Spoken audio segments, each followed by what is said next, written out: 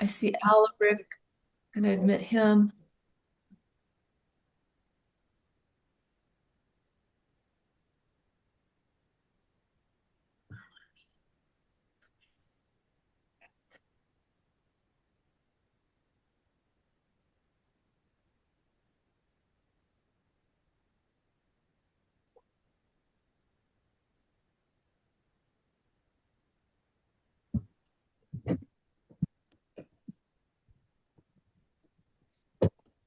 All the plugs are on. Except that's all right.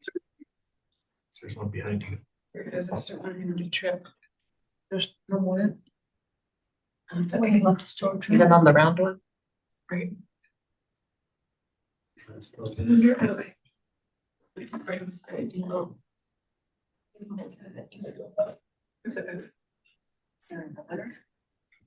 You can, I mean, I can switch with you if you want.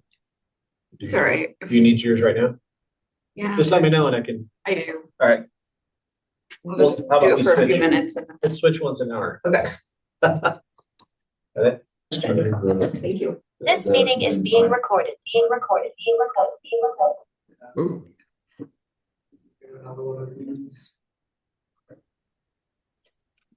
No. Good morning, everyone. We're just giving a few minutes for a technical issue. We'll be right back with you here for starting the meeting. So, Tom, let me know when you're ready.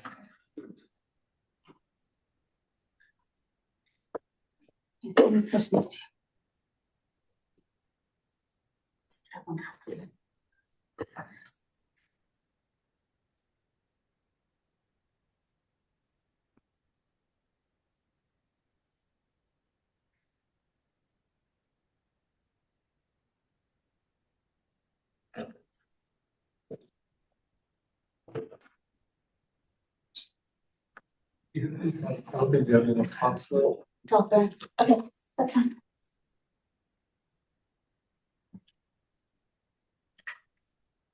Sarah. Yes, how are you? Good.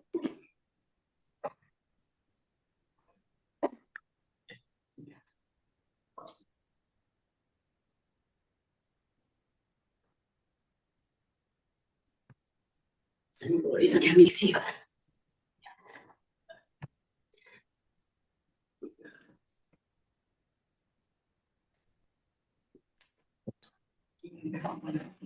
Yeah, right now. Yeah. Yes.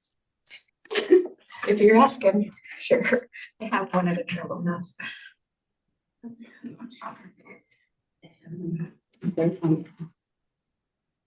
My head. I'm like, Look at all these folks I never get to see very often. You're welcome to the data center. We did it. Have nails.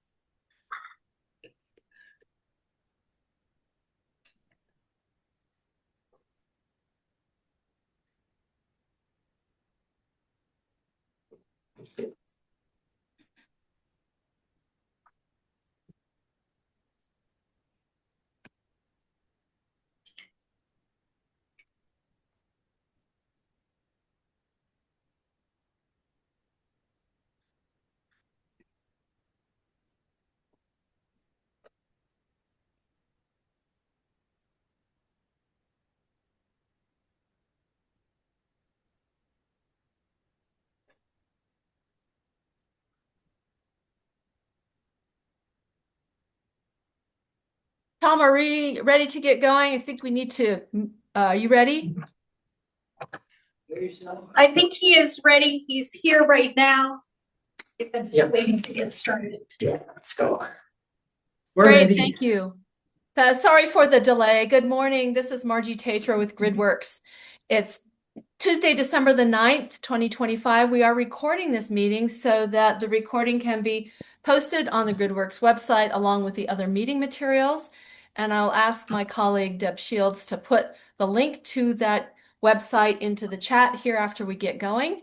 So welcome to the first conversation regarding the Public Service Company of New Mexico's 2026 Integrated Resource Plan, which we will refer to as the IRP. And the stakeholder process that we're about to undertake is very important to New Mexico and the utility, and we're so glad you're here. Thank you for joining us. Deb, the next slide will describe what we're trying to do today. Our orientation today is the focus for the conversation. We, the GridWorks team, myself, Deborah Shields, and Kathy Boyes, are the facilitators appointed by the New Mexico Public Regulation Commission for this process. We're pleased to be working with PNM throughout this process. But today we're going to focus on the process, the schedule, and options for engagement. You'll also meet the PNM team and hear their vision for moving forward. We'll document and more importantly, we'll hear from each of you stakeholders, what is your highest priority topic of interest in this planning process? Your input's critical to our design of the workshops that go forward and is critical to the plan itself. We'll do a preview of a workshop in January. We hope many of you will attend in person. And then we are, of course, building relationships and connections, not only with the stakeholders and with the utility, but we're hoping that stakeholders will hear perspectives of each other and appreciate where other interests are coming from. Our agenda today is after a welcome, we'll hear from the PNM team on their vision and updates since the prior IRP. Then we'll spend time hearing from each of you as to what your highest priority topic is. We'll summarize and then we'll adjourn by noon. So let me introduce to you the team on the next slide, please. Deborah Shields, Kathy Boyes, myself, Margie Tatro will be your primary facilitators. GridWorks is a nonprofit organization that leads collaboration to build a stronger, more modern energy grid. We will also take advantage of our colleague Katie Wu when we have meetings that involve both people in the physical room and in the Zoom room. We'll incorporate an additional facilitator to make sure those who are on Zoom can be incorporated into our conversations. Matthew Tisdale is our executive director, and we can call on him at any time we need. Next slide, please. A couple of things to remember during our workshop. Please hold your questions until the question and answer session, which we will facilitate. Be respectful in comments and please give each other the benefit of the doubt. Everyone here today is working with good intentions, and though there may be disagreements or misunderstandings, we hope to hear the interests of everyone throughout this process. So please share your ideas and be cognizant of leaving time for others. The next slide shows some Zoom tips in case Zoom is not your regular mechanism for attending virtual meetings. Please use the following Zoom features. You'll see at the bottom of your Zoom screen in the control bar, which is a black bar across the bottom, you'll have a microphone and a camera. Please mute your audio until you're called upon, and you can keep your camera off also until you're speaking. Anytime we ask you to speak, we'd appreciate you turning on both your mic and your camera. The chat button there is used when we prompt you to put information into the chat. And then the button next to that is a little heart. It's the react button. That's what you use to raise and lower your hand if you wish to speak. If you have any trouble with the Zoom features during the workshop, please send a chat to Deborah Shields. Our colleague here at GridWorks will be able to assist you. So with that, thank you, Deb. The next slide is a summary of the requirements for stakeholder engagement in the Integrated Resource Plan. Keep in mind that this plan is a 20-year plan that the utility will file with the New Mexico Public Regulation Commission in September of 2026. And the three areas that are called for in terms of stakeholder input are, first of all, at the top, modeling. So modeling information that is shared with stakeholders used for the purposes of understanding the plan and the opportunity for stakeholders to request model runs that complement or supplement those that the utility will be running. Second area of input is the statement of need. And let me just summarize that the statement of need is a portion of the integrated resource plan that talks about what resources of what type on what time frame are required by the utility to meet expected demand. So that statement of need, which is a portion of the plan that we hope to reach potential agreement on, is a very important set of inputs for this process. The last area for stakeholder engagement is the action plan. And even though this plan is for 20 years, the next 3-year window is critical for moving forward. And the action plan includes specific actions that utility will take over the next 3 years to begin implementing this 20-year plan. So these are all described in more detail in the integrated resource planning rule that was issued in 2022 by the New Mexico PRC. And if folks have interest in that, we can certainly make that available. So the next slide, now I would like to describe for you some of the roles that people have in this particular planning process. We have taken a quote from the rule itself that says the stakeholder engagement process is really in place to advise the public utility and to reach potential agreement in the utility's development of this statement of need and action plan. Those are the two pieces I described in the earlier slide. So the roles of the different entities here today, PNM, clearly the utility operator, the technical expert, system specialist, and importantly, the decision maker in terms of what goes into the plan and what does not go into the plan. That is the utility's decision.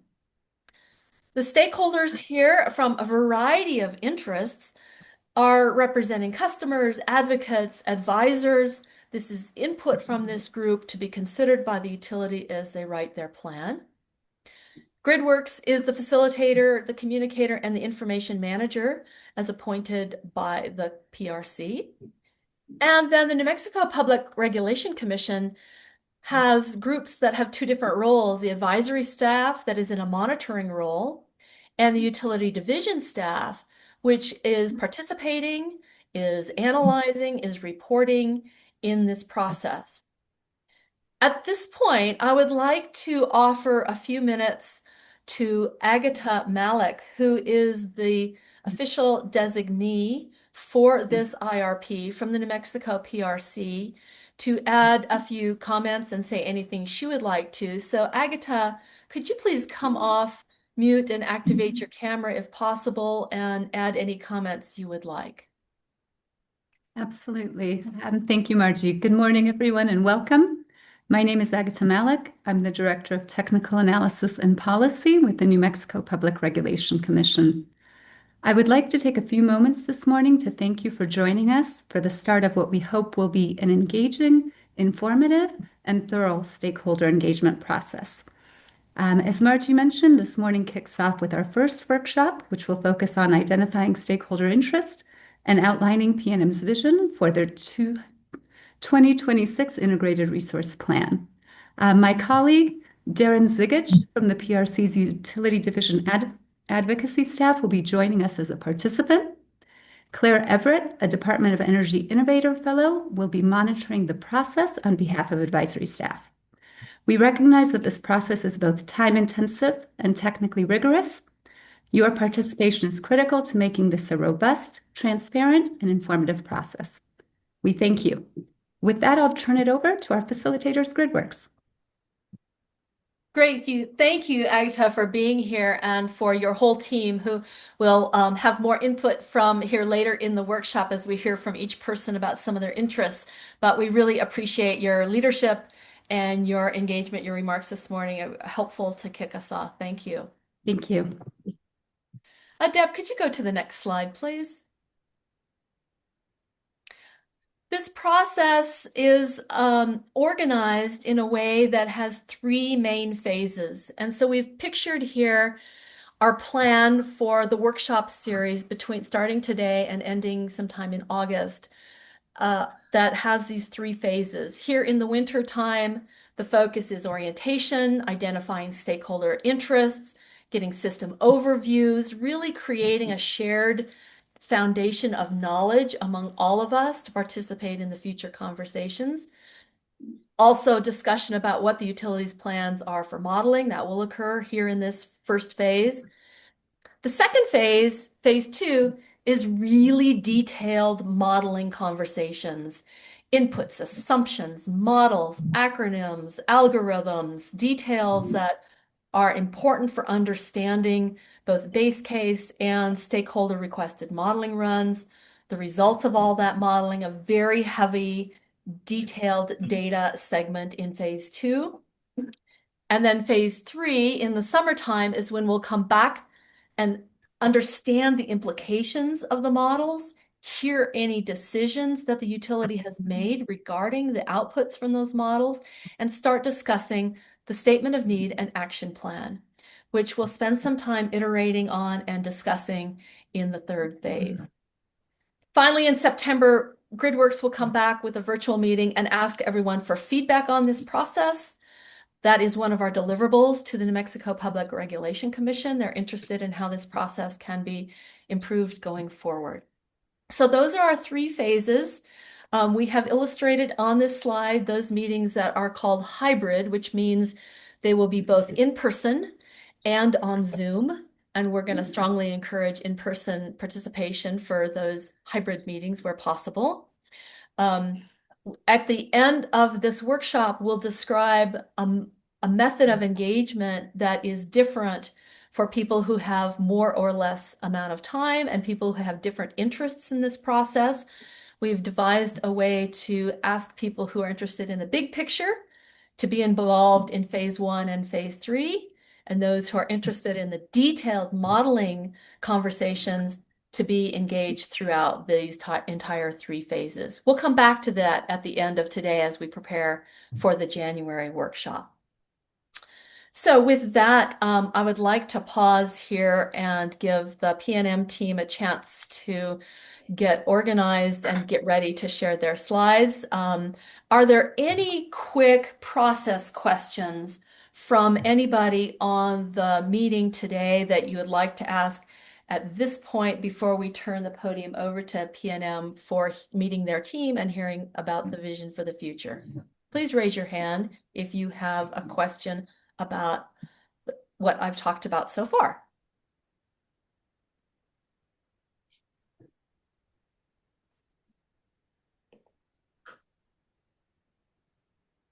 Okay, seeing no hands raised, let me go ahead and turn the microphone and camera over to Thomas Duane. Tom is the Director of Integrated Resource Planning at Public Service Company of New Mexico.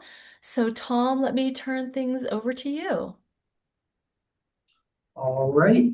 Tom, wait, one thing I forgot. Let me just remind people that we will take questions after PNM has completed their presentation. So if you have a question, please keep it in mind, or and we will then call for a hands raised at the end to facilitate question and answer. Thank you, Tom. Sorry for that interruption.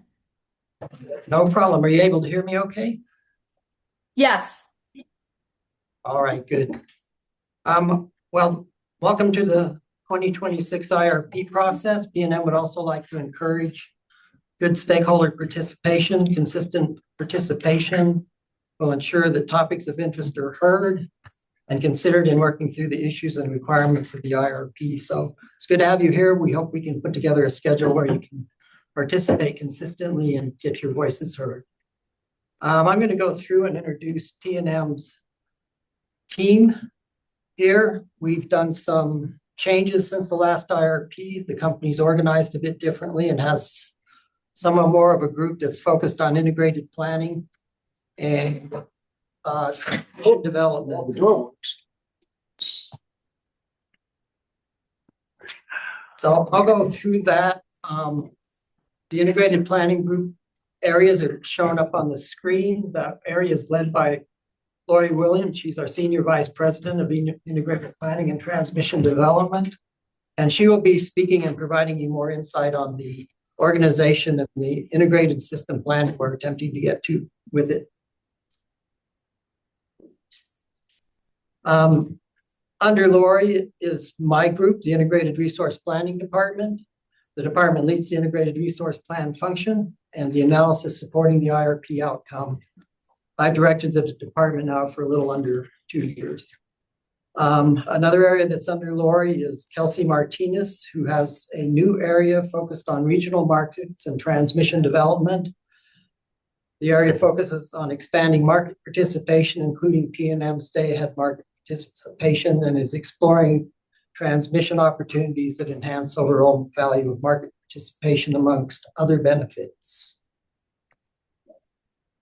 Under Lori is a group led by Irfan Hakiman, who has both several areas under him, but they include PNM's transmission and distribution planning departments. Those are led by Cindy Buck and Stephen Jenkins, and are far more integral in this year's IRP process than they have been in the past.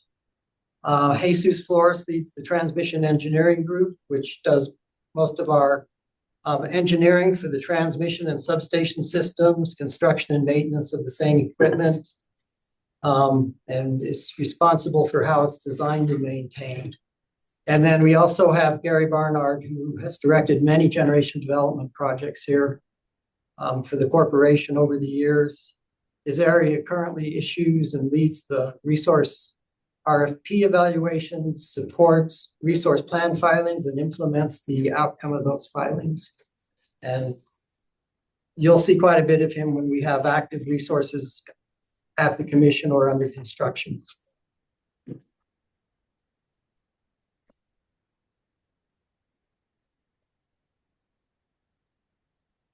Right.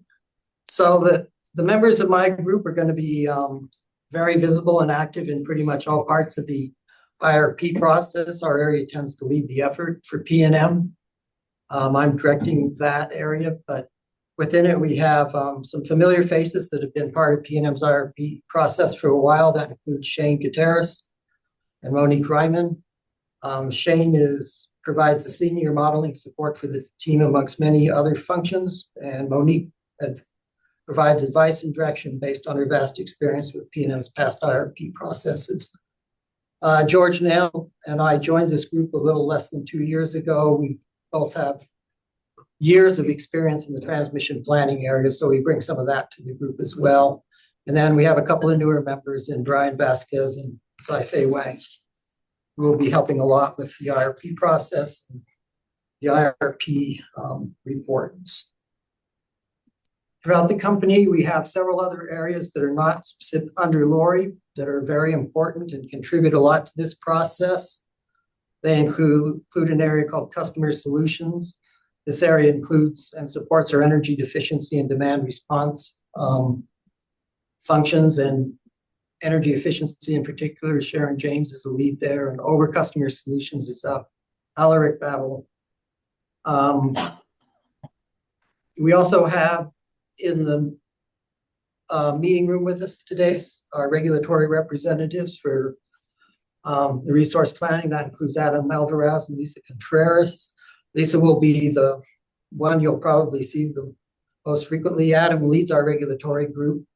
Lisa's been out there a lot in all of our recent resource filing plans, helping to make sure stakeholders we're coordinating and communicating effectively with stakeholders.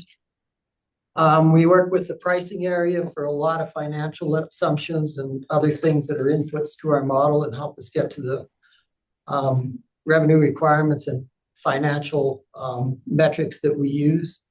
And then we also have a lot of support, and a very critical input to the whole process is our load forecasting effort. A couple of groups that aren't mentioned here that will be participating, maybe not as much on the forefront, but when things come up, you'll see communications and others come out of those. So our corporate communication area is usually a team member on the IRP team. That includes Kelly Renee Hubbard, maybe participating. Our chief focal will be Eric Chavez this time. And we actually have in the room Lisa Goodman, who is over the entire communications area as well as investor communications. And one other area that's not listed on here is probably going to be the one that's implementing our grid mod and AMI type activities and programs. In addition to the PNM personnel, we have multiple consulting entities that support us. Many of these were part of the IRP in the past. PowerGen provides us a lot of our reliability analysis support to verify that our portfolios are meeting the reliability standards. E3 will be providing multiple areas of support in terms of meetings, helping documentation, providing advisory support roles. It's been active in numerous IRPs in New Mexico. ITRON does a good part of the work for our load forecasting, and we usually turn to them to get us detailed answers and explain changes or differences. EPRI has been used in the past. We brought them back this year to help provide our resource technologies that will be included in the models. ICF supports the EE and DR functions and is usually leaned on to provide us the detailed answers in those areas. And then once again, we've used Siemens to try to get our gas and market price forecast. So that's sort of the team here at PNM. And at this point, I'm going to go ahead and turn this over to Lori Williams, who will provide you some additional information on her area and the goals for this IRP. Okay, very good. Thank you, Tom, and good morning, everybody. Really want to thank you again for being here and participating in this process. I'm going to talk a little bit about the IRP and how we see it evolving over time. I also want to give some insight into our vision for this IRP, given where the system is today, how conditions around us are driving the need to continue to challenge ourselves, to think creatively, to be open, to be collaborative. This will ensure we can collectively chart the best path forward for New Mexico and for PNM customers specifically.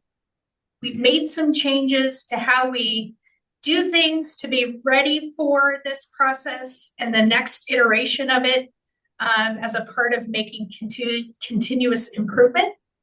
So in thinking about the system of the past, historically in utilities, planning was done with pretty limited overlap between the areas of business. There was obviously some coordination there, but in general, the system did not have as much interplay between the areas as the modern system is demanding of us.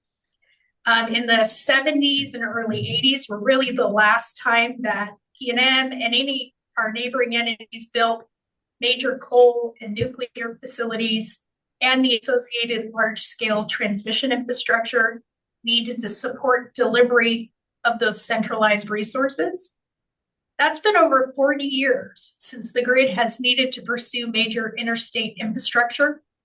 And since that time, any infrastructure expansions have largely been to incorporate smaller generators in pockets of growth. Starting in the late 2000s, and that's really the recession timeframe, most utilities began to see load reduction overall. And as such, expansion, especially on a larger regional basis, was not needed on any significant scale. So moving to the next slide. There we go. So a number of drivers creating the need to change and to think differently about our planning. They really are affecting how we have to put together the IRP. The first of these drivers, very obviously, is the transition to clean energy and all the associated policies that go with that. And can you guys still see me? The computer just died on me. Is my camera still showing? Yes. Okay. You're still good. I think I had to move my cursor in a minute.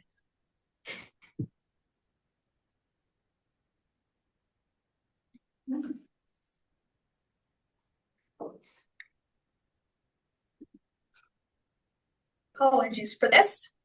Just want to make sure the camera stays engaged. So the solutions for climate change in particular, I think that's the challenge of this time and this time in history, and requires us to really think more holistically about the grid. We know solutions will include a variety of grid scale resources, but we will also have to rely on smaller distributed options that are not necessarily connected at a transmission level. We also know that a number of national studies identify that the ETA is most efficiently accomplished by building sufficient interstate and interregional transmission to ensure that we can dynamically share resources across broader areas, and as a lot of people often say, areas that are larger than the weather. This will help us avoid the pitfalls we've seen when the grid also relies on weather-dependent resources and does not have sufficient interconnections with neighboring systems, like we saw play out with ERCOT in Winter Storm Uri. Storage is more and more a viable option to help provide capacity for the system, but at this point, it's largely still short duration options. We have more threats to grid resilience from extreme events, creating additional variability and uncertainty. Customers are wanting to become and are far more active in the provision of their own energy, and more tools are being deployed that can help drive usage behaviors and system needs. Just drive around town and I think you can see a large number of rooftop solar. So we know customers are very, very interested in being part of the solution. System demand from onshoring of manufacturing, advanced computing, electrification, etc., are creating very large demands on the grid, larger than I personally have seen in my 34 years in this industry. And as we discussed earlier, the system has not been increasing its capability to any major degree since large coal and nuclear development. So the system has not been slowly preparing for this marked increase in customer demand. Finally, the legacy infrastructure is a challenge, and that's not just in the electric industry. I think we see it across all of our critical infrastructure like water, gas, the transportation network, etc. On top of that, we're also using the system in a very different way than it was originally designed for.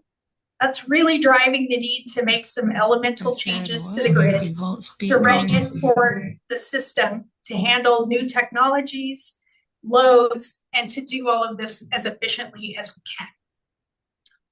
So moving to the next slide. There we go. So the benefits of integrated planning.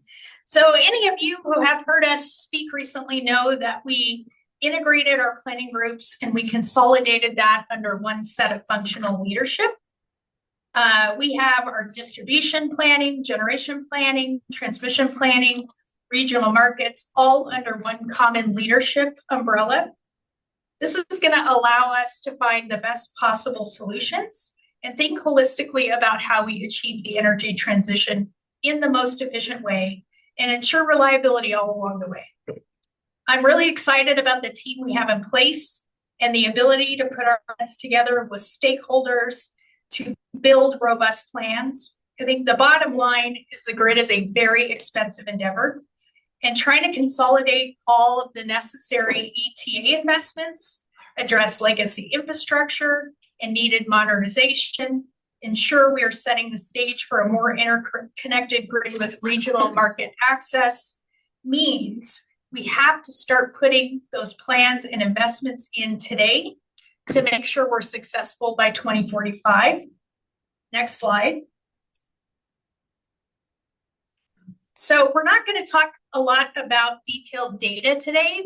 The idea today is more about listening and understanding what the interests of the stakeholders are and to introduce the teams. But I think I want to share where we are today, where PNM's grid stands.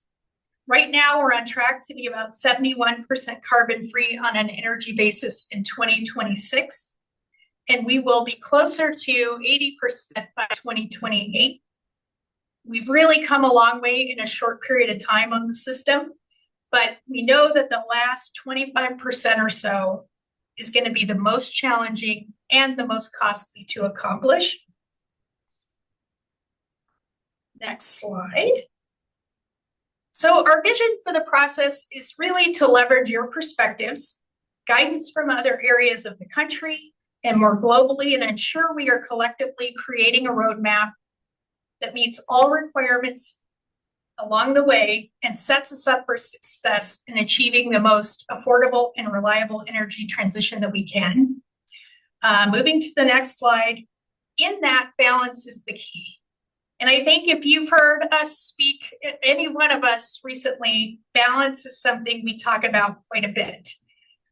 We think about the grid and our responsibility to plan and maintain it using the analogy of a three-legged stool. You've got environmental footprint, reliability, and customer cost. These are really the three foundational facets we have to think about collectively. Any reliability test obviously is a non-negotiable. Power is essential to life, health, and safety of our New Mexico communities and beyond. As such, we need to make sure we're balancing cost and environmental impact to ensure we're not going too far in one direction to the detriment of the other. You know, everyone looks around and realizes costs have risen in every facet of life for the average person. And we really do not want to be part of making that more difficult. So I think there are ways to make sure we are finding a good balance to how we implement the Energy Transition Act. We discussed the compressed timeframe for investment needed to achieve the ETA. So we want to make sure we're doing it in a way that really does not put electricity out of reach for the average person. A couple of things that will help us balance these things are long-term integrated planning we talked about, expanding transmission interconnections. I think you've heard Kelsey and I talking about that everywhere we can, utilizing regional markets, along with solutions at the distribution level and non-wires alternatives. It's really going to be an all of the above solution set to get there.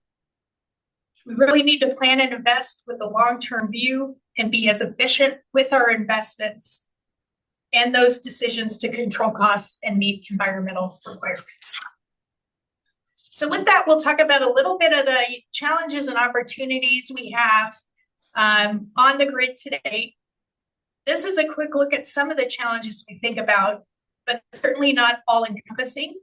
I think your perspectives as stakeholders will be very helpful in making sure we're finding creative solutions to these and the remaining challenges. So when you look at the slide, you'll see on the left-hand side the challenges, and on the right-hand side, the opportunities or the mitigations that can help us with that challenge. So extreme events, for example, can be overcome with resilient design, really thinking about how we design and specify equipment and wind speed, ice loadings, ambient temperatures, those kinds of things. Congestion on the transmission system can be overcome with transmission expansion. Long duration storage, advanced geothermal hydrogen, and other emergent technologies may not be achieving the commercial viability in the timeframes we'd like to see, but we can think about bridge solutions to ensure that we keep the opportunity open to invest in these once they become cost competitive and proven investment options for regulated utility. Aging infrastructure can also be tempered with deployment of grid modernization and other technology solutions that make the system smarter, self-healing. Unprecedented demand can be addressed through the use of regional market opportunities, storage development, and obviously transmission expansion. Finally, we all know, and I think this is no secret, customer costs are going to rise with the ETA. Remaking or remodeling the system in a compressed period of time will put upward pressure on customer costs. If those costs can be borne by a larger set of customers, those are coming no matter what, we hopefully can be able to temper those costs and those impacts more successfully. Next slide. So we'll talk more in future meetings about how we see this and future IRPs evolving in more detail, especially regarding the impact of the comments shared during the 2023 IRP. We got a lot of great feedback, plan to incorporate a large number of those comments in our process going forward. So that you'll hear more about going forward. But I want to give the sense that we are continuing to think about the process, continuing to think about input on how to make it better, and responding to changes in market conditions, the system itself, and economic conditions. We see this process continuing to evolve as the tools and processes mature. We ensure that we want to continue to learn from and with stakeholder teams to make this the best possible product to the benefit of New Mexicans. And we're looking forward to working with everybody. Just want to express our thanks for you taking the time to help us with this process. So. All right, on this next section, we're just going to give a quick update of touch on the IRP action plan that was set up in 2023, and then just the status of some of the other outcomes of previous IRPs and other cases out there. So the 2023, the IRP rule requires, as was noted at the beginning of this meeting, an action plan be developed. And this is outlining the 9 particular line items that were developed for the 2023 action plan. I'm not going to elaborate much on these at this point. We are filing our second annual action plan status report this Friday, and that will have a little information on what we have done over the past year with these. There was a status report also filed in December of last year that covered the 2024 timeframe. But on here, some of the things that were completed on the first item there, we did issue an RFP in December. Bids were shortlisted. They were then we then went out for a refresh of those bids due to tax law changes to make sure that they were either going to stay largely the same or whether the vendors who proposed them had concerns with the changes. That was all factored in, and we've been doing evaluation for a period now on the bids with the refreshes in them, and that will be nearing completion here very quickly. Number 4's had a lot of activity this year. A DR, demand response RFP, was issued. Energy efficiency and demand response potential studies have been performed and nearing completion there, but those will be major activities feeding into the 2026 IRP process. And also there's been work, grid mod activities were approved. They lean a lot on the automatic meter information, and we are working on enabling programs that will take advantage of that. We've continued significant efforts on participation in markets. PNM did make a decision and announcement prior to this year that we would be joining EDAM as our day-ahead market. So there's been a lot of activities. Actual participation starts in 2027, but there's a lot of activities now in place to get that implemented and up and running. There's also some other activities that have gone on in the regional market area. And then 8 and 9's where we're at now, initiating the stakeholder process for the 2026 IRP and getting that completed and issuing the IRP report. And I encourage you to watch for the action plan update that will be out this Friday. Since the IRP was issued in 2023, there's been a 26 resource filing that was made and a 28 resource filing. Those are both been approved, and currently it's a matter of having those implemented. Under 26, we've had 2 of the projects completed, and all of the remaining ones will be in for next summer as intended. And in the 28 resource filing, I'm just giving an update there. All of those projects are on schedule and expected to be in service to meet the 2028 summer peak. There are some other cases that are either pending or planning to be filed with the commission. One's been a rate 36B customer resource filing that has been for several BPAs and ESAs. Discovery was completed on it. And on November 14th, the hearing examiner provided a recommendation to approve the application. So it's now waiting on commission approval. PNM made a distribution battery filing for 5 6 megawatt BES additions at existing solar sites. The case was filed in June. Recently, discovery's been completed, hearings were vacated recently, and it's waiting on a hearing examiner recommendation. As mentioned earlier, we are now doing a 29 to 32 RFP, and that filing is expected in the first quarter of next year, with discussions with stakeholders of the expected outcome coming up here very soon. And then we are planning to make a 345 kV transmission line CCN filing this month, which will recommend some additional 345 transmission to shore up the network around the metro area, and start the process of getting off of gas generation where some additional transmission is needed, and also to expand load serving capability in the area. So those are some recent actions. Enhancements for this IRP are going to be factoring in some new DR program options, which we are now assessing and trying to figure out how we will model those. Some of them are have AMI requirements to enable them. Transmission will be a bigger role. We are looking at our total transmission business because PNM's retail, where we do our resource planning for, represents less than half of our total transmission business, and we need to combine the two to understand how the resource plan fits with the rest of the transmission. So we're expanding analysis there through enhanced modeling capabilities with our production cost model that will allow us to look at the transmission overlay known as a nodal model. And then there'll be a lot more, as Lori mentions, discussion of customer impacts and some of the trade-offs, the different resource options out there, and transmission options as well. That's pretty much what I have today. Thank you, Tom and Lori and the whole PNM team, which I know is really had some great discussions so far.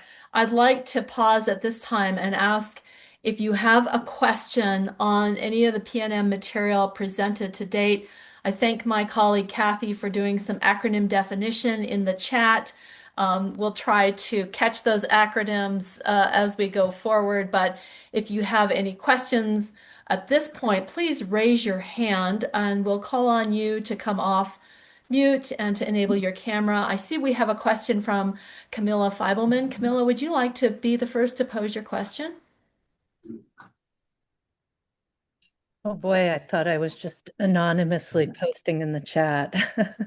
Well, I think Lori somewhat answered this, but I think in the question of the balance is key slide, I think the next slide better articulated the fact that there are costs that come with not acting rapidly on global warming and the climate crisis, so that the cost of, if in any way we stick with fossil fuels or start, buying fossil fuel energy from microgrids, we're going to be in trouble, and that's going to mean bigger costs to customers and to PNM. So just wanted Lori or somebody to talk about how you planned on modeling for that future risk.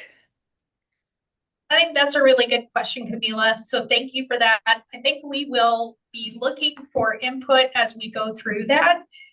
We've got some models that we've seen that are open source, globally available, that we've talked about utilizing for the purpose of defining those kinds of outcomes and trying to figure out a way to put those into our models. But certainly will be open to feedback and ideas as well.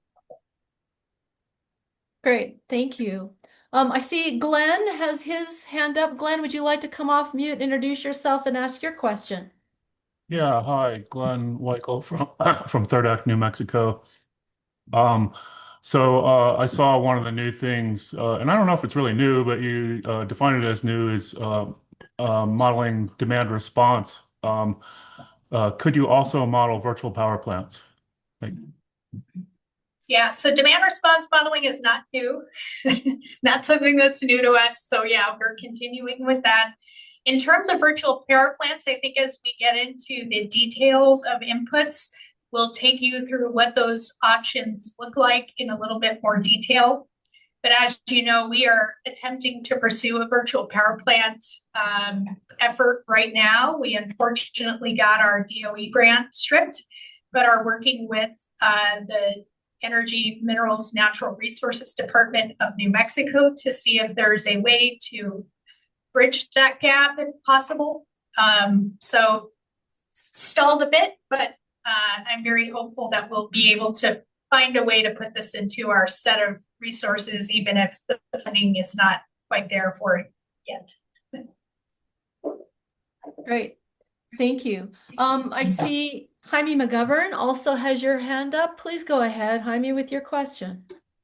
So I'm Jamie McGovern. Oh, sorry, Jamie. I apologize. That's okay. I mean, it's New Mexico, so I I'm due regulatory for the West for Walmart.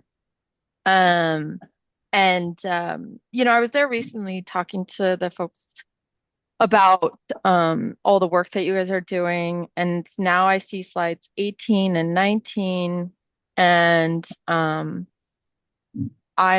thinking about like the steps that come before that in terms of identifying the sort of needs for customers. So all customers obviously aren't created equal, but all resources aren't created equal, and all distribution resources aren't created equal.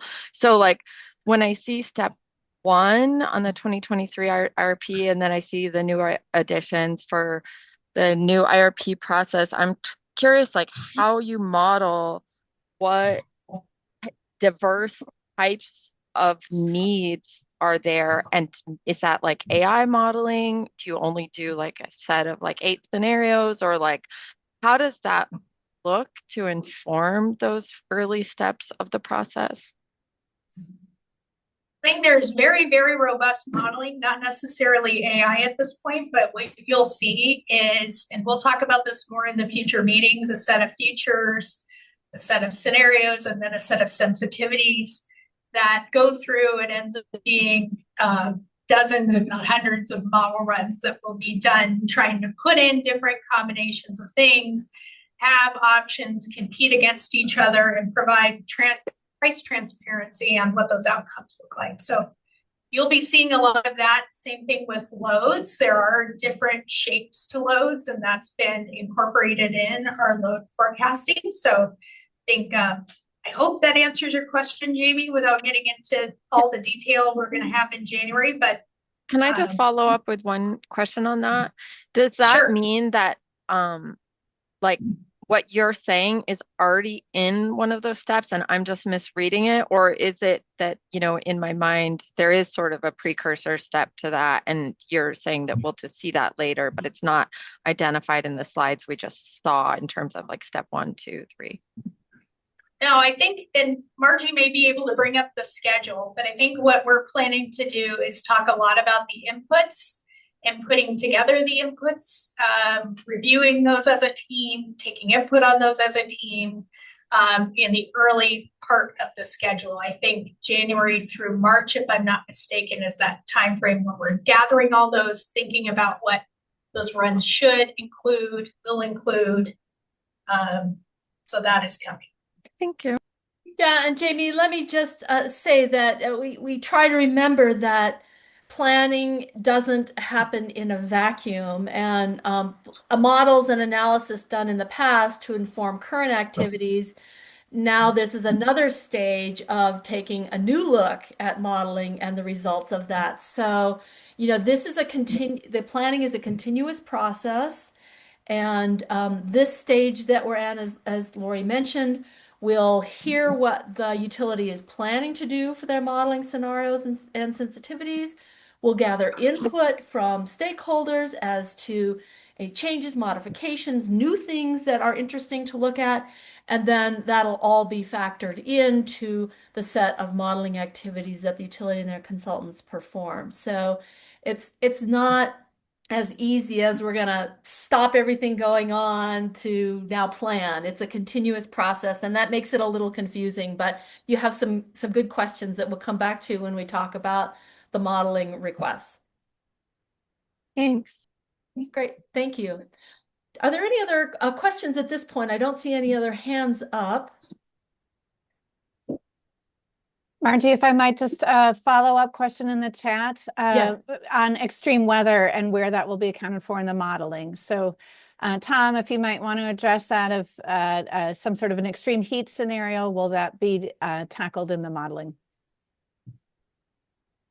Yes, there are plans as with past IRPs to look at some resiliency work studies, which will factor in the extreme weather events. We'll be working a lot with our consultants to do some of that work. Thank you. Great, thank you. Kathy, anything else that you saw in the chat as a question at this point? Nope, I think we've addressed all of them. Thank you. Okay, great. Thank you so much. Debbie, if you would go ahead and please reshare the GridWorks slide deck. We'd like to now transition to hearing from each and every one of our stakeholders about who you are and what is your first priority in terms of topics to address in this IRP planning conversation. We're going to ask that you spend up to a minute, and if you run out of time, we'll encourage you to put additional ideas into the chat.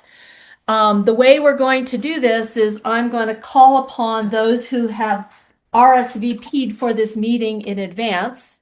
I'll call upon the organizations that have RSVP'd, and we'll ask anybody from your organization to come off mute, enable your camera, and offer your name and a topic of primary interest to you. Each person will have a minute. And then we'll come back after we've heard from everybody who RSVP'd. We'll open the microphone for anybody that I missed in these introductions. Just so you know what we're going to do with this information, this is used for two purposes. One, it lets you all know what's of interest to each other. And more importantly, also it allows us to design the facilitation process to address the issues that are of greatest importance to all of you. We will, at the end of this process in September, come back to you and ask if your primary topic of interest was addressed during this process. And it's a way for us to check on did we meet the interests of stakeholders. So with that, we're going to do this in two phases. We'll go through those who've RSVP'd. We'll put in a break here at some point when we feel like we need it, and then we will come back and ask for those who we haven't heard from. So I think, Deb, you can take down the slides, and we'll allow the folks on the call to be present. I'm going to start with you, Michael Barrio, and Advanced Energy United. So, Michael, Advanced Energy United, would you like to introduce yourself and let us know a topic of your primary interest? And my clock is ticking. Please go ahead.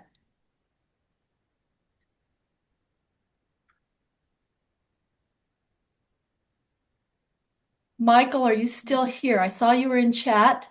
Oh, he's ending. Okay, he's ending a call. I'll come back to you. Okay, thank you, Mike.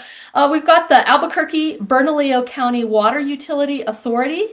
Do we have any of the folks from the Albuquerque Bernalillo County Water Utility here? Perhaps Charles Colberg had RSVP'd. Anyone from that group want to speak?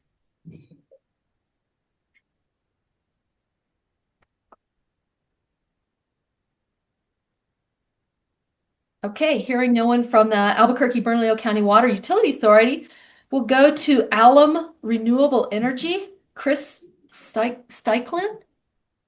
Chris, are you here from Alum Renewable Energy?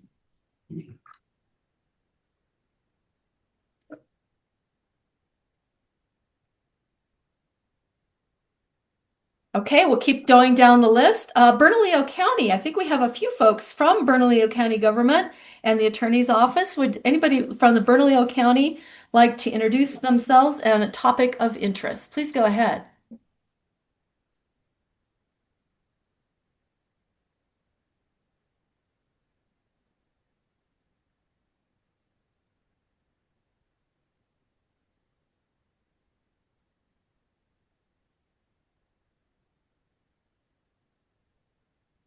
Okay, maybe we're gonna continue go down the list. BP Shell. Is there someone from BP Shell who would like to state your name and topic of interest?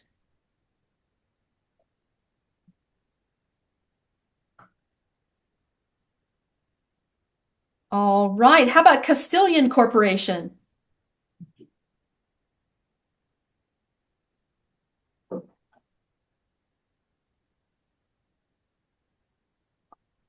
All right, how about the City of Albuquerque Economic Development?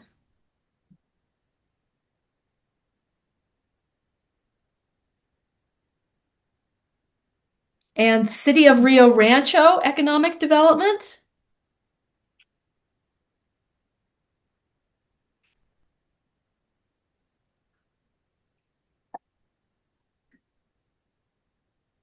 I think we might have someone from the Coalition from Clean Affordable Energy here. Would someone from the representative of Coalition of Clean Affordable Energy like to introduce themselves and describe a topic of interest?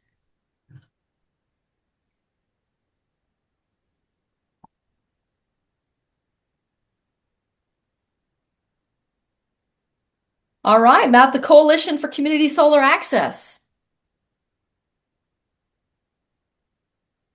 Hi, this is Nick Bowman from the Coalition for Community Solar Access, or CCSA.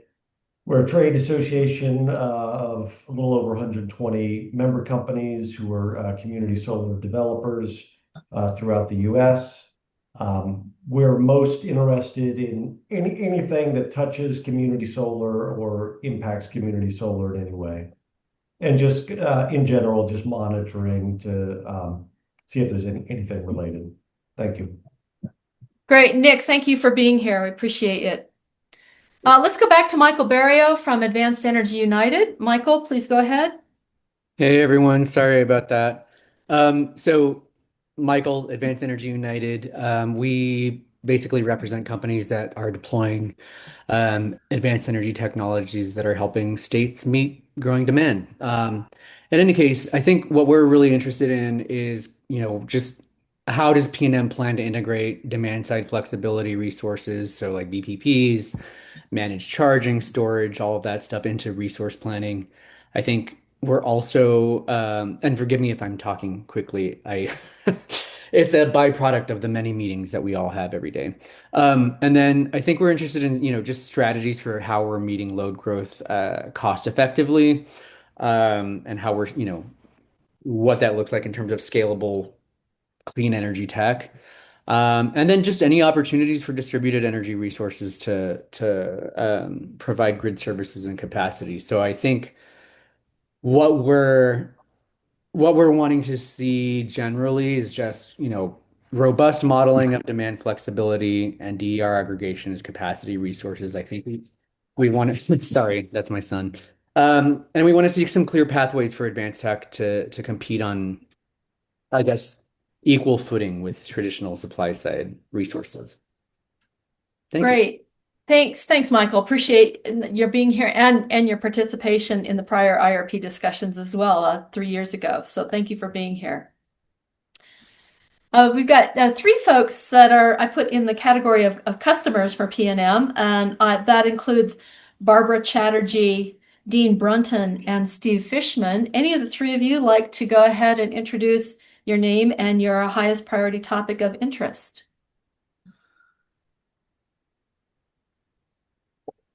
Hi, this is Dean Brunton. I'm actually a retired PNM resource planner, and so I have a lot of nostalgic reasons to join.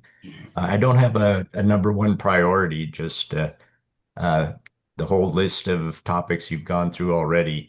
I hope that they're all thoroughly examined. So thanks. Great. Thank you, Dean, for being here. Barbara, I see you logged in early. Are you still online? Would you like to add your I am. introduction? Can you hear me? Yes. Okay. This is my 6th IRP, and I'm looking forward to participating again as a customer and consumer. And my priority really is communication to the community about how the how we get our power and where we can participate. Uh, it has to be beyond just the things that are in control of uh, of PNM, such as consideration with rates. I want to get beyond that so the community can participate. So, for example, if we're looking at time of day usage and the community has not been informed about what time of day usage is preferable for the benefit of the management of our power access, then we need to get that message to the community. And it is a key issue for me. And I Great. hope we can find ways to model it as well. Fabulous. Thank you, Barbara. Appreciate your longevity in the IRP conversations, and we welcome you back to this one. You're welcome. Steve Fishman, would you like to introduce yourself and your topic of interest?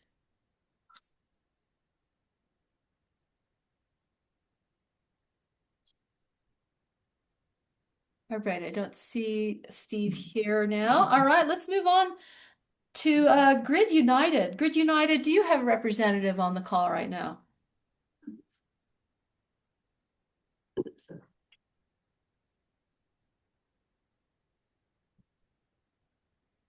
All right, moving alphabetically through my RSVP list. Interwest Energy Alliance. Do we have some folks from the Interwest Energy Alliance here that'd like to introduce themselves?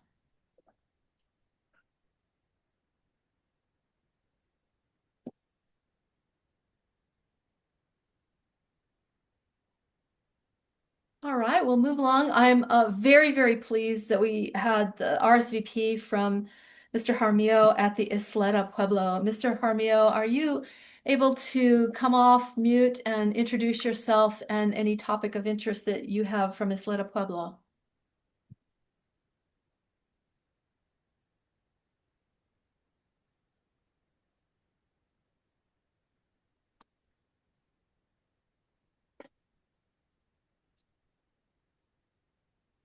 All right, let's move through Legal Solutions of New Mexico. Legal Solutions of New Mexico. Perhaps Mackenzie is here or someone else.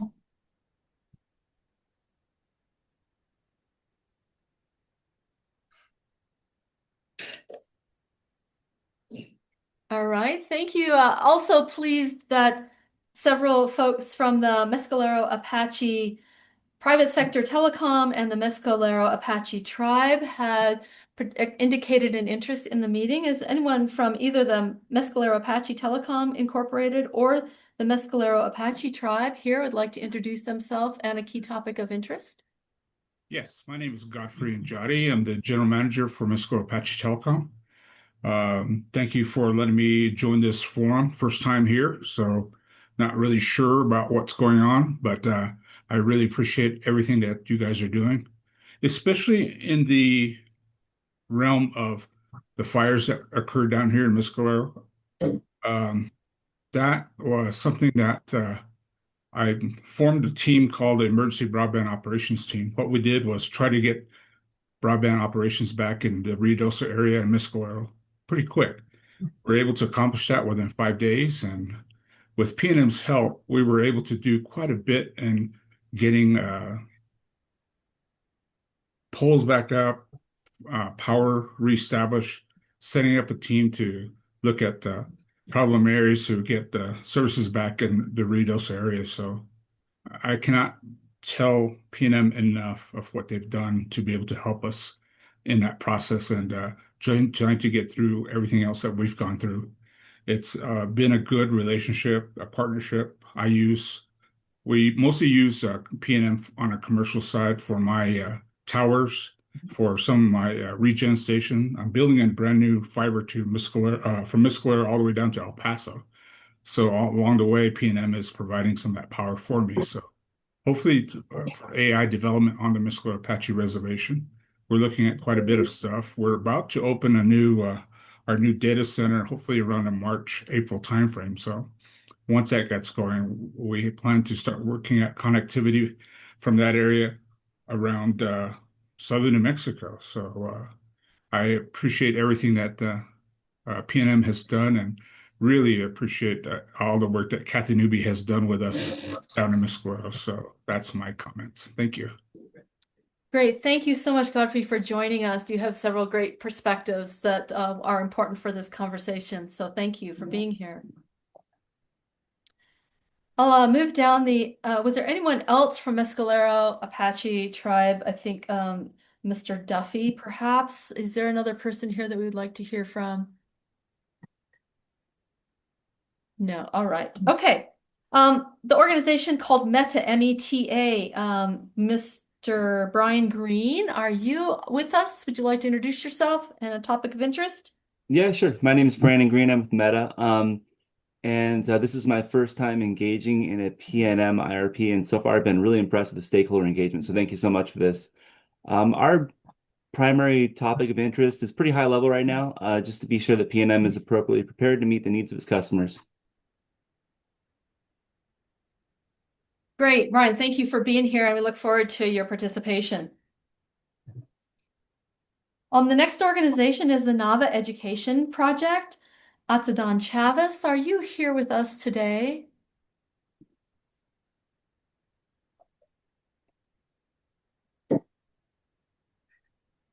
No, I don't see Atzadan. All right. How about the New Mexico Gas Company? Kyle Brayton, I see you're here. Would you like to come off mute and introduce yourself and topic of interest? Sure. Good morning. My name is Kyle Brayton. I'm with Mexico Gas Company. I'm our Director of Gas Management. I've got responsibilities here for our integrated resource planning process. So I'm interested primarily in looking at the coordination process here and any potential impacts on how we look at planning in the future. Great. Thank you for being here. You're an important part of this equation, so thank you. There's an organization called the New Mexico Partnership, which I'm not that familiar with. Melinda Allen or Anthony Aldez from the New Mexico Partnership. Yes, hi. Hi, go ahead. So the New Mexico Partnership is the state's business marketing and recruiting arm. So we help to recruit new companies into the state of New Mexico. And we appreciate being a part of this process. Where we run into trouble sometimes is, we lose about a third of our projects because they can't meet the timeline for the utilities that they need. That includes power.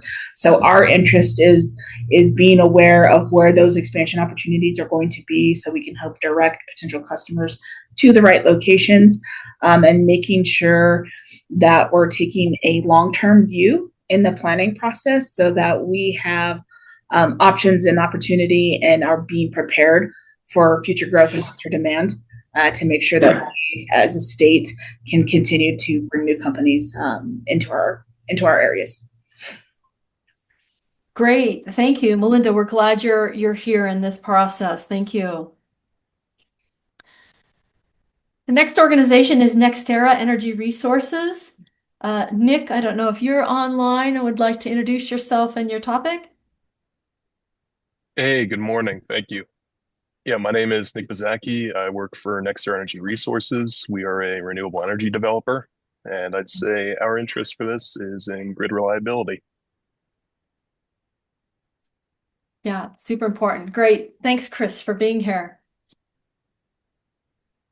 The next organization is the New Mexico Affordable Reliable Energy Alliance. And I know this group's been quite active in energy planning conversations. So anyone from the New Mexico Affordable Reliable Energy Alliance?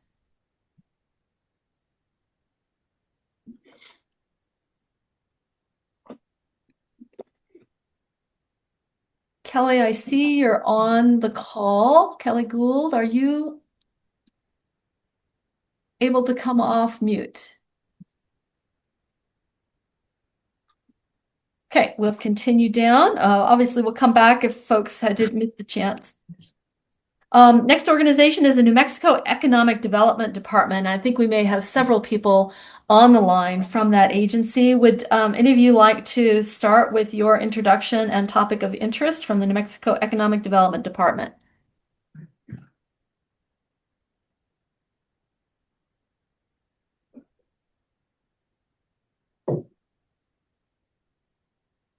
Good morning, everybody. I can go. My name is Yuridia Morales Mangoni, and I'm one of two regional representatives for Central New Mexico. My colleague Beth Waltrip and we represent Bernalillo, Valencia, and Torrance counties. And as we have 11 regional representatives, for those of you that might not be aware around the state. Specifically, what we do is state, liaisons for companies that they're planning to come to New Mexico or expansions, of course. So our main focus is going to be business and retention for the companies that are currently here. And we actually work really wonderful with people from, of course, from PNM, Grant Taylor and Antonio Granillo, which is, of course, economic developer. So we constantly, reaching out to them and just when we have the companies coming, then it's a main interest for them. They sent us all the utilities information that they will require. So it's just thank you for doing this and happy to connect. And we're here for our state. Great, thank you, Yuri. We're really important to hear from you all what you're seeing around economic development opportunities in the state and the impact on our electric utilities. So appreciate your being part of this process. Is there anyone else from the Economic Development Department, from anybody else from the team across the state in that group?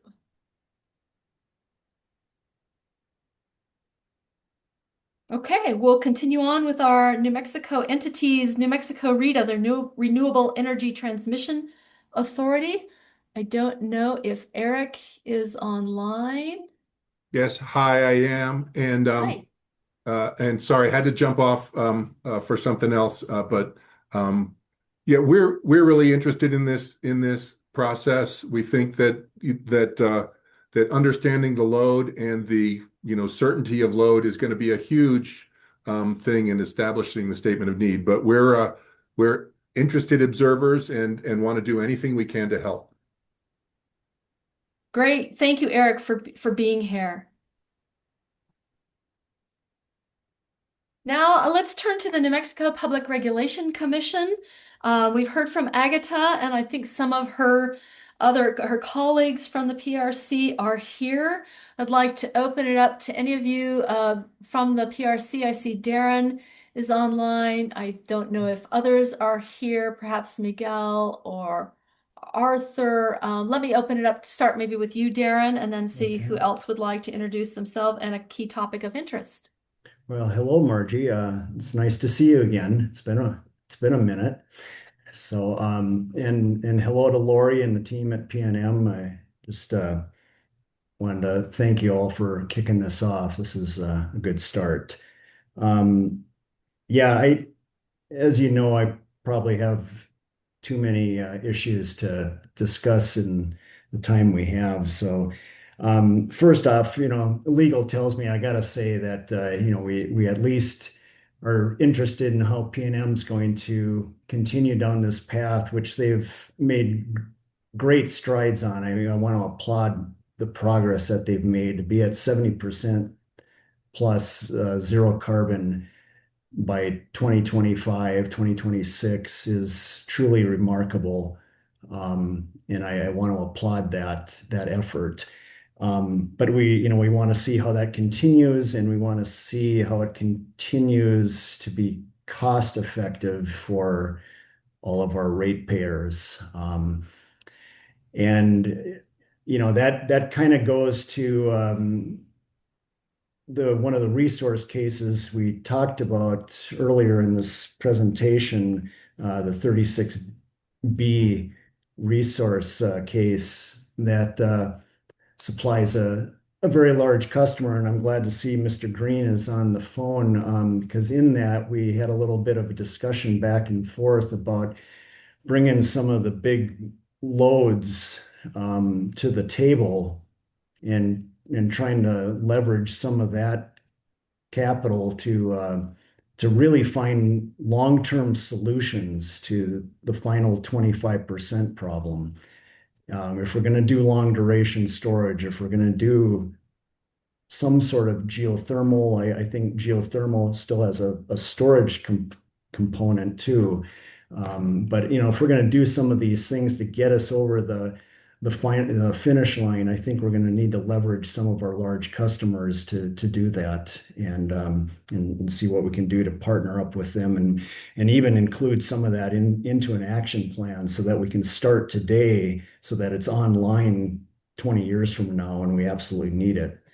Another thing that's been So considered. Darren, Yeah. I'm gonna ask you to give your last item and then put some more in the chat. But this isn't the last time we're gonna have to talk about this. We want to just get a taste Okay. from you. All right. I'm sorry. Too much. Okay. Yeah, and then staff is just recently a little concerned about markets, especially markets, RTOs that use their leverage to impose resource adequacy requirements on utilities that pushes it down to customers. And I just want to explore where that is going for the future with PNM, since they're not moving into an RTO, but they are moving into a market, and they're moving into more regional planning institutions that could affect our ability to meet some certain constraints. Thank you. Great. No, we look forward to talking more, Darren. Appreciate the thoughtful ideas, and there's a lot to talk about. So that's great. Anybody else from the PRC who's here? Claire, I see you're online, and we'll be monitoring. Would you like to introduce yourself and mention anything you have a key interest in? Yeah, that would be great. I think my video froze up a little bit. But yeah, I'm a DO fellow at the New Mexico PRC. I'll be monitoring on behalf of the advisory side of the commission. And no one particular interest, just mainly happy to monitor the overall IRP process. So yeah, just happy to hear about anything. Great. Thank you. We're glad you're here. Did I miss anybody from the PRC? Good morning, Nicholas Rossi, and Darren covered what I was going to say about meeting the ETA while keeping costs as affordable as possible. Pleased to be here. Thank you. Great, Nicholas, thanks. We'll look forward to hearing more from you.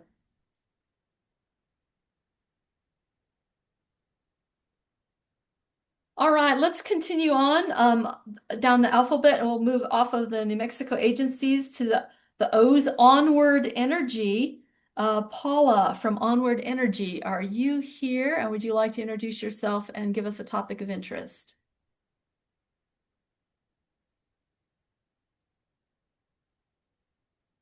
Okay, I don't see Paula. What about Ophidian, also known as Connect Albuquerque?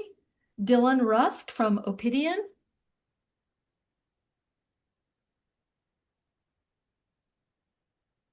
Okay, not hearing those folks here at the moment. Getting through a pretty good group. Going down to Project Ergonomics.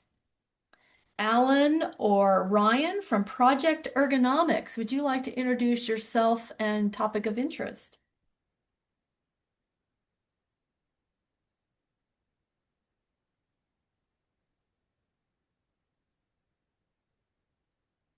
Not hearing or seeing Project Ergonomics, let's move to Project Pinon Park.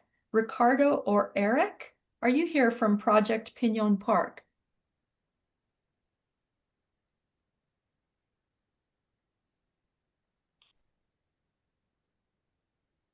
No? All right. I think I did see Mr. Desjardins on the phone from the Renewable Energy Industries of Association of Renewable Energy Industries of New Mexico. Sorry, Jim, to butcher your organization name. Would you like to introduce yourself?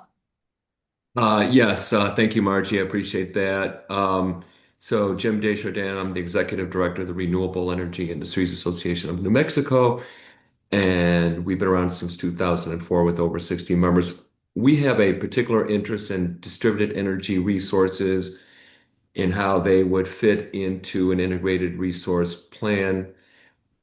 We specifically have an interest also in virtual power plants that was already mentioned by a couple people, and we're very interested in looking at how they can be utilized to provide energy on demand. We also have with us one of our attorneys, Stephanie Zur, and she wanted to make a comment about rate plans. Yeah, please go ahead, Stephanie. Thank you so much. And I'll keep it brief. We have an issue with PNM's time of use peak hours, which are currently from 8 to 8. And I would like to point out that PNM's definition of a time of use period has not changed since 1986. With the advent of its smart meter rollout, PNM plans to, after that's completed, to study the data, and then it will be included in a rate case. We're looking at 2032. Okay, so do the math, 2086 to 2032. That is how long it's going to take to get rid of it. So in this IRP, it's time to look at that rate design and determine how that is impeding our ability to best utilize the vast amount of solar generation on PNM system to address the issues staff brought up regarding Meta, excess solar generation. And so I'll conclude with that. This is really important. We look at the rate design and the problems it's causing. Thank you so much for letting me speak on this. Yeah, Stephanie, thank you for voicing that concern. The important input, the IRP itself doesn't go into detail on rates, but certainly that is a parameter that we should incorporate in our conversation. So thank you. Let's go then. Jim, was there anybody else from your group that you wanted to be able to speak? No, I think we're done. I appreciate it. Thank you. Okay. Thank you, Jim. I believe we're very fortunate to have some members RSVP from the Sandia Pueblo. Sandia Pueblo, you have maybe Ms. Montoya, Mr. Chavez, or Mr. McCravey. Are you here, and would you like to introduce yourselves and a topic of interest in? I know this process may be partly new to you, but from the Sandia Pueblo.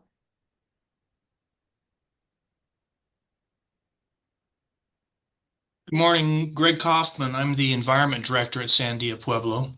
And I see my colleagues from the Public Works Department are also on the call. And I think those are the only folks from the Pueblo, unless I'm mistaken. Basically, our interest in this process is to just learn about the process and see what impacts, either positive or negative, there would be on the Pueblo and on our enterprises. So that's why we're tuning in today. It's more or less a learning experience. Great, thank you, Greg. Your other colleague who is here, would you like to call upon that person? Monica, do you have anything to say?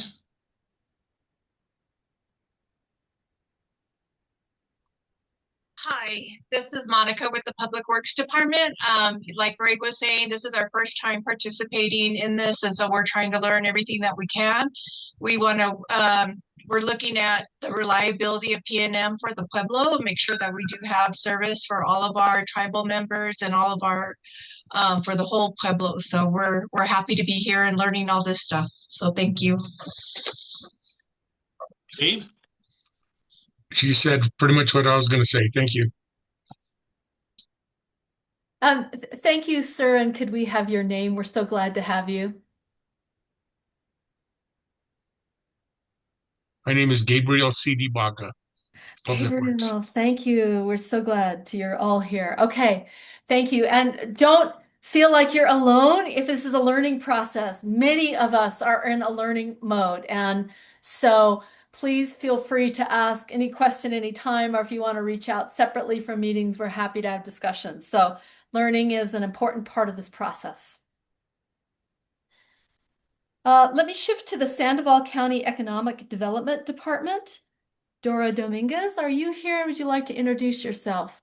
Yeah, good morning, everybody. Thank you so much. I love the fact that you crafted everything as the opportunity for all of us to engage in this learning process. So good morning, everybody. I am Dora Dominguez. I am Director of Economic Development in Sandoval County and appreciate the process. And again, we're going to nothing that's a number one priority necessarily, but really tracking very closely on anything that's related to the deployment of utility infrastructure to sites that have been deemed as site ready under the definition and the current project initiative, launched by the New Mexico Economic Development Department. So wherever we can deploy infrastructure to support economic development for sites that I think as a state, we're getting close to really coming up with the definition of what site readiness truly means for economic development. And we'll be tracking anything related to that along with all other stuff, right? PNM and utility related, but that most especially very closely. Thank you. Great, thank you, Dora. And I see perhaps a partner in crime or a colleague from the Sandoval Economic Alliance, Mr. Fred Shepard. Would you like to also introduce yourself and topic of interest? Yes, thank you. So I will echo. So Fred Shepard, President and CEO of Sandoval Economic Alliance. So we contract with Sandoval County and the City of Rio Rancho for economic development services. I will echo what Dora said, the importance of kind of site readiness, that component of it. And I'll also echo what Melinda with the partnership said. We do lose a lot of project opportunities because we can't meet the timelines. I'll give you an example. We had and actually, this is not an example of the timelines. It's an example of just the overall need for power availability. We had a project that was looking at the area. They made the wrong assumption that when the Clenera project came online in the city of Rio Rancho, that was 300 megawatts of available power, not realizing on their end that was already committed long before that project was ever built out. And so the project was really hot to trot. Let's come to New Mexico and quickly realized, wait, there's not available power. So I think the idea of having the site readiness, having the available power, and having figuring out a solution to be able to have some of these areas ready to go, and with the timing that's going to be needed for some of these projects is going to be ultimately important to help continue to grow our economic base throughout the state and grow the economy overall across the state. Terrific. Great. Fred, thank you for being here. Those are really important considerations. I know we've been going for a bit. It's 10:32. We're going to hit the STW through the end of the alphabet here after a 5-minute break. And we'll also ask those who I've not called from the roll call RSVP list to come off and introduce themselves. So I show it 10:32 currently. Let's take a 5-minute break to allow people to stretch, get a cup of water, a cup of tea, and we'll be back in 5 minutes at 10:30. It said 10:33, so 10:38 we'll be back. Please come back at 10:38. We'll keep the meeting open, and please be prepared if you haven't yet introduced yourself with a topic to be doing that after the break. Thank you.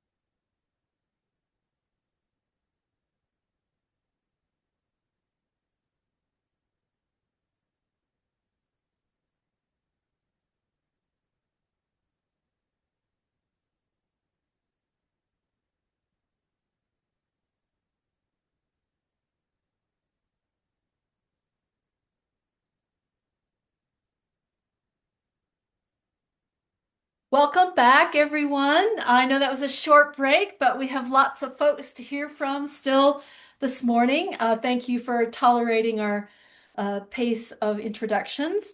Um, I believe before I go in back into the roll call, we have some team members from PNM's Tribal Government Engagement Team that we did not introduce earlier in the workshop. And I'm wondering if Kathy Newby, if you're available, you and Travis would like to introduce yourselves as part of the PNM team. Are you available?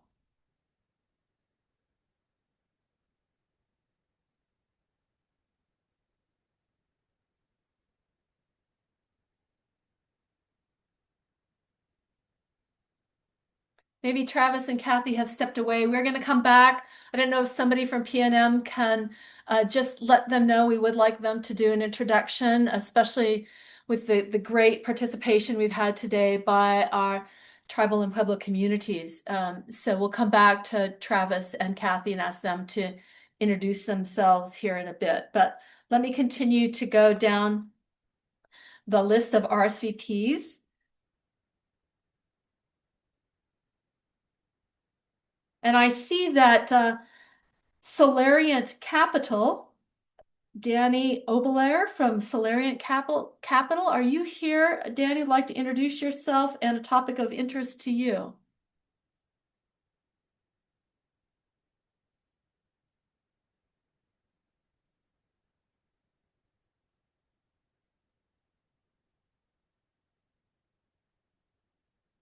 Okay, don't see Danny here. We're delighted to have some representatives from Sovereign Energy here on the call this morning. And so would any of our representatives from Sovereign Energy like to introduce yourself and a topic of primary interest? Good morning, everyone. This is Mayani Bruden with Sovereign Energy, the executive director, as well as a tribal member of GIWA, Santo Domingo, Pueblo. Sovereign Energy is a 501c3 native-led nonprofit supporting tribal energy sovereignty for New Mexico's tribes and pueblos. And in the IRP process, we hope to see and support meaningful inclusion of tribal voices and considerations about how the IRP will impact tribal energy sovereignty and native ratepayers on and off tribal lands.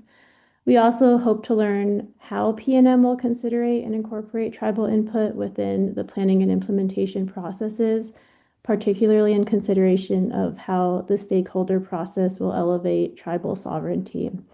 And some of the considerations that we have are reliability, energy access, water and environmental impact, project siting considerations, including how projects and the IRP could benefit tribal economies while also considering social, cultural, and environmental costs to Indigenous communities. So we look forward to participating in over the course of this process.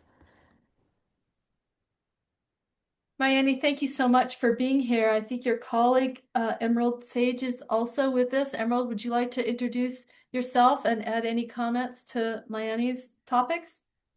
Hi there, my name is Emerald Sage. I am Sovereign Energy's Director of Community Outreach and Education, and nothing more to add from Mayani's comments. Great. Glad to have both of you here. Thank you so much.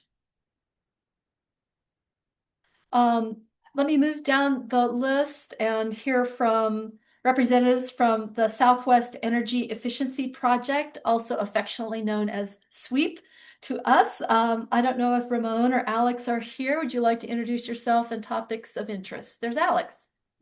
Hi, Margie. Thank you. Good morning, everybody. Alex Shoebanks with the Southwest Energy Efficiency Project, participating here as part of the Coalition for Clean, Affordable Energy.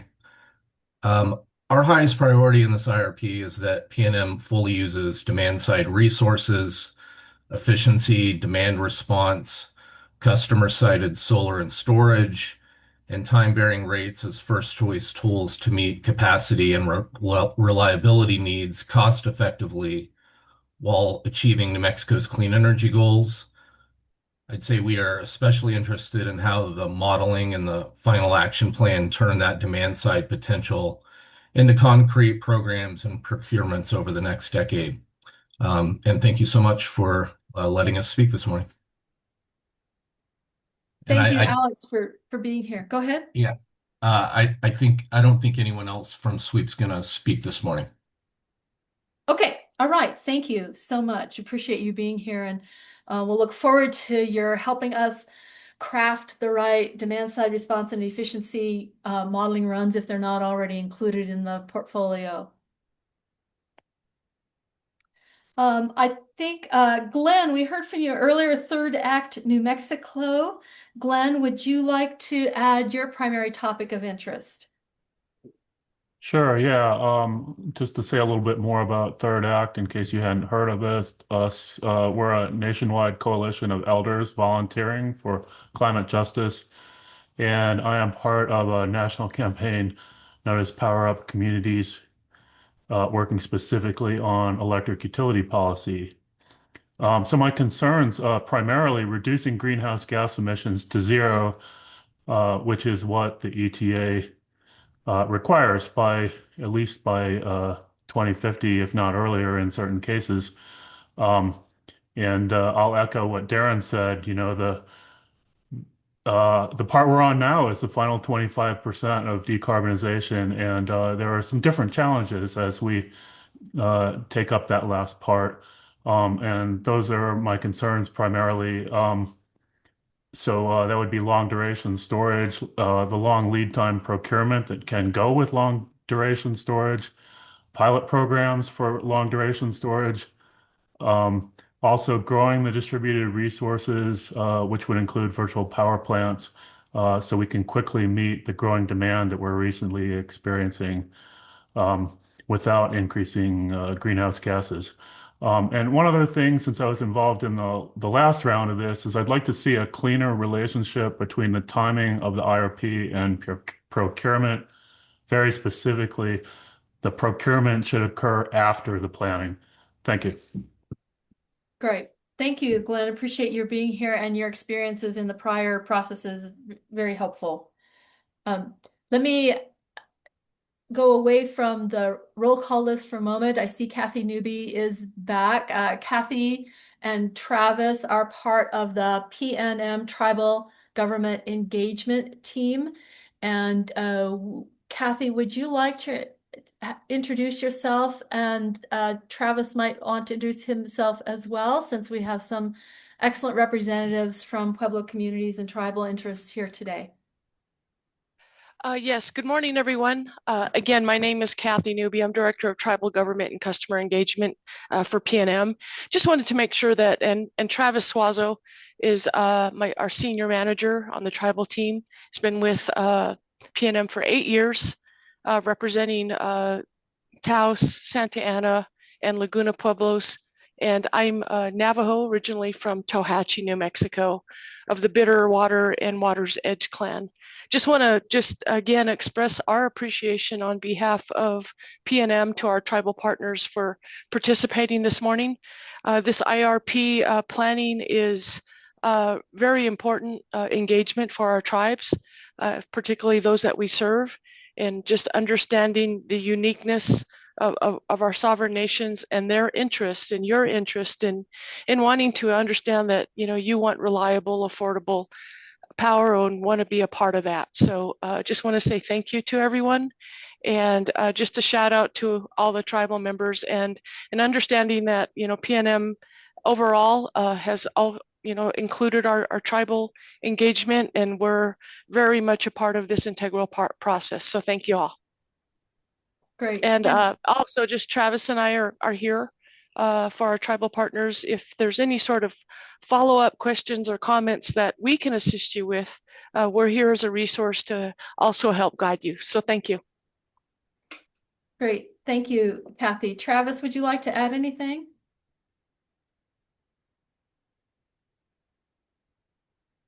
Good morning, everybody. I just wanted to indicate that our team is here to support any of the tribes that wish to participate throughout this process, but more importantly, be a support arm for their questions and their engagement with the IRP process. So Thank you. Bye. Yes, thank you both. And the GridWorks team has talked with Kathy and Tom about how to best support all the stakeholders in this process, and if there's a need to have a separate session or something to communicate particular interests, we're happy to set those up as a facilitator. So I'm going to just thank Kathy and Travis for being part of this and the whole PNM team for including that aspect as a very important part of this process. Thank you. Let me go back a few more RSVPs and then we'll open up the podium to those who didn't RSVP. The Village of Los Lunas Economic Development Division, Victoria Archuleta, would you like to introduce yourself and a topic of priority interest? Thanks, Margie. Yeah, and thank you for including us in the Village of Los Lunas in this important conversation. Yeah, and I do serve as the Senior Economic Developer in Los Lunas. A couple of things that we're interested in, and to sort of echo what the folks from Sandoval, the state, and New Mexico partnership were saying just about our ability to be competitive, especially in this region where all of us are in PNM service territory.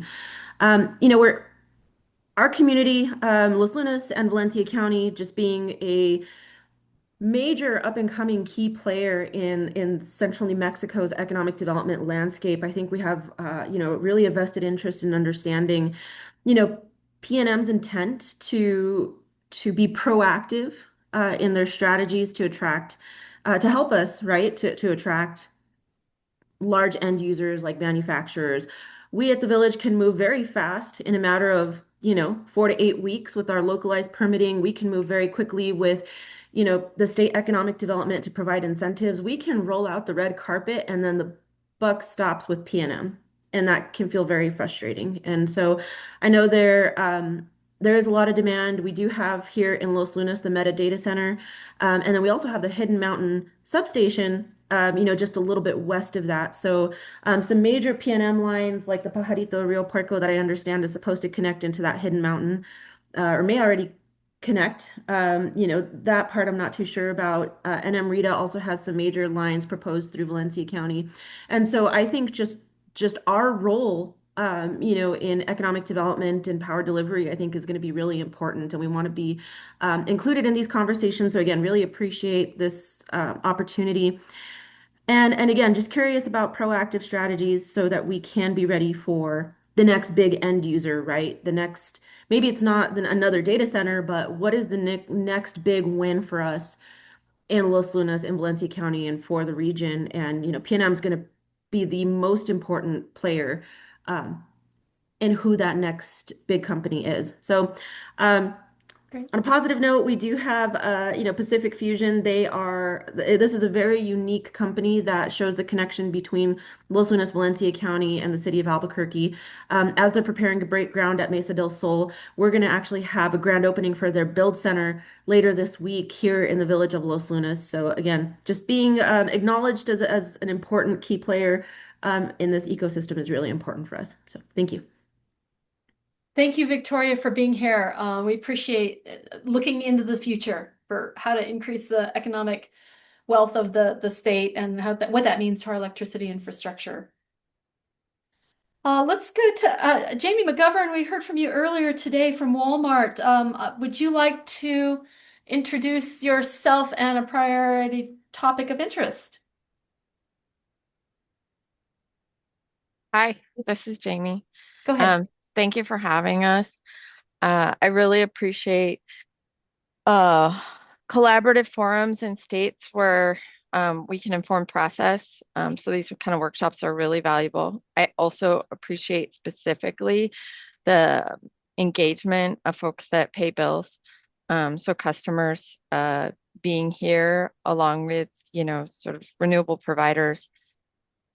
I want to say that Walmart supports and aligns with renewable goals, as we have a goal and we're on track to be 100% clean by 2035.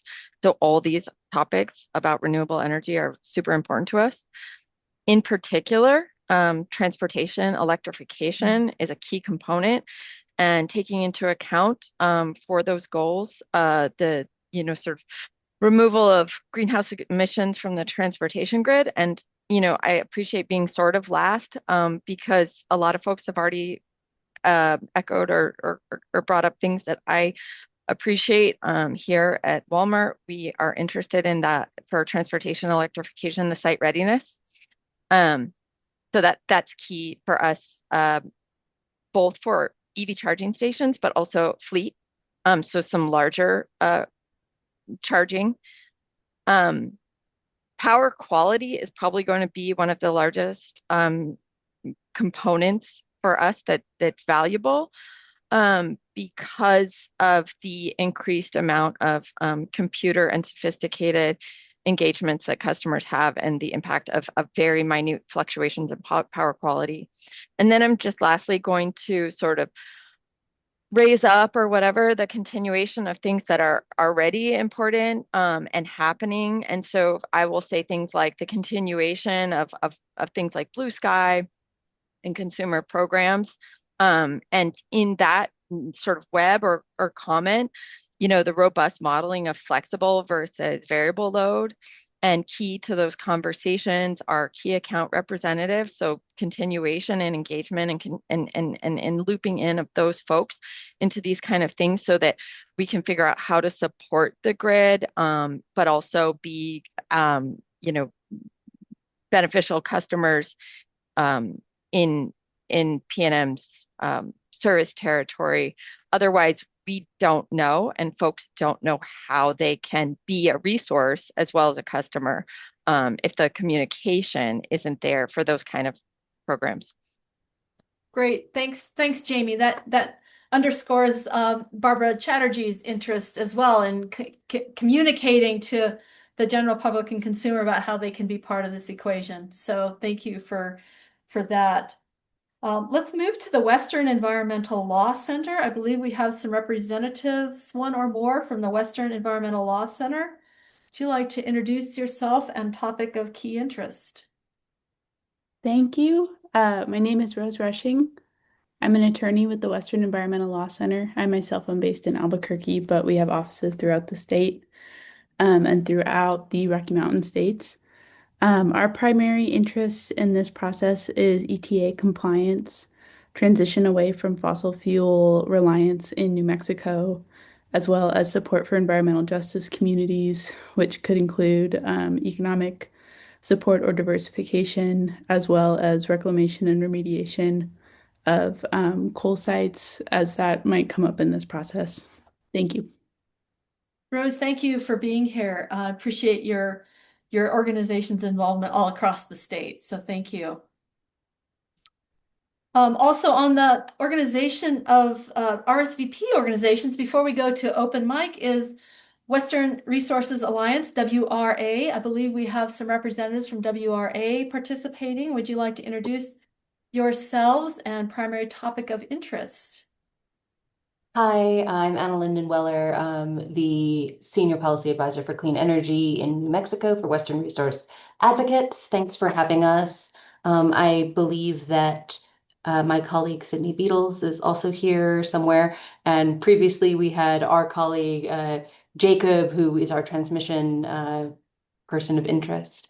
So our primary interests in this IRP, to echo several other organizations, we are very interested in the clean energy transition, in ETA compliance, and figuring out ways to support that last 25% of PNM's achievement.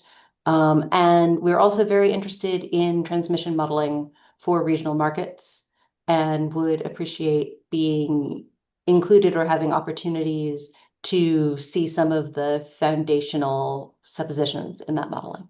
Thanks so much. Glad to be here. Thanks, Anna Linda. Nice to see you again. Nice to see you too, Margie.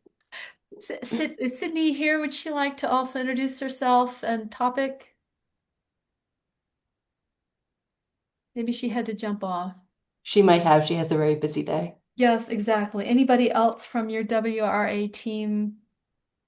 That should be all of us. Okay. I'm stuck. So excellent.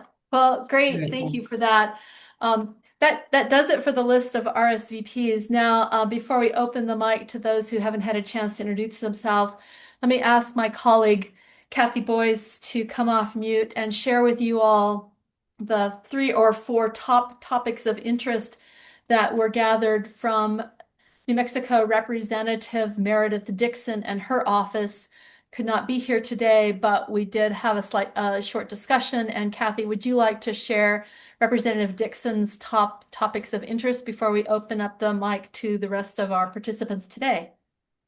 Sure. Thank you, Margie. And good morning, everybody. Kathy Boyce. Will be the co-facilitator for this work.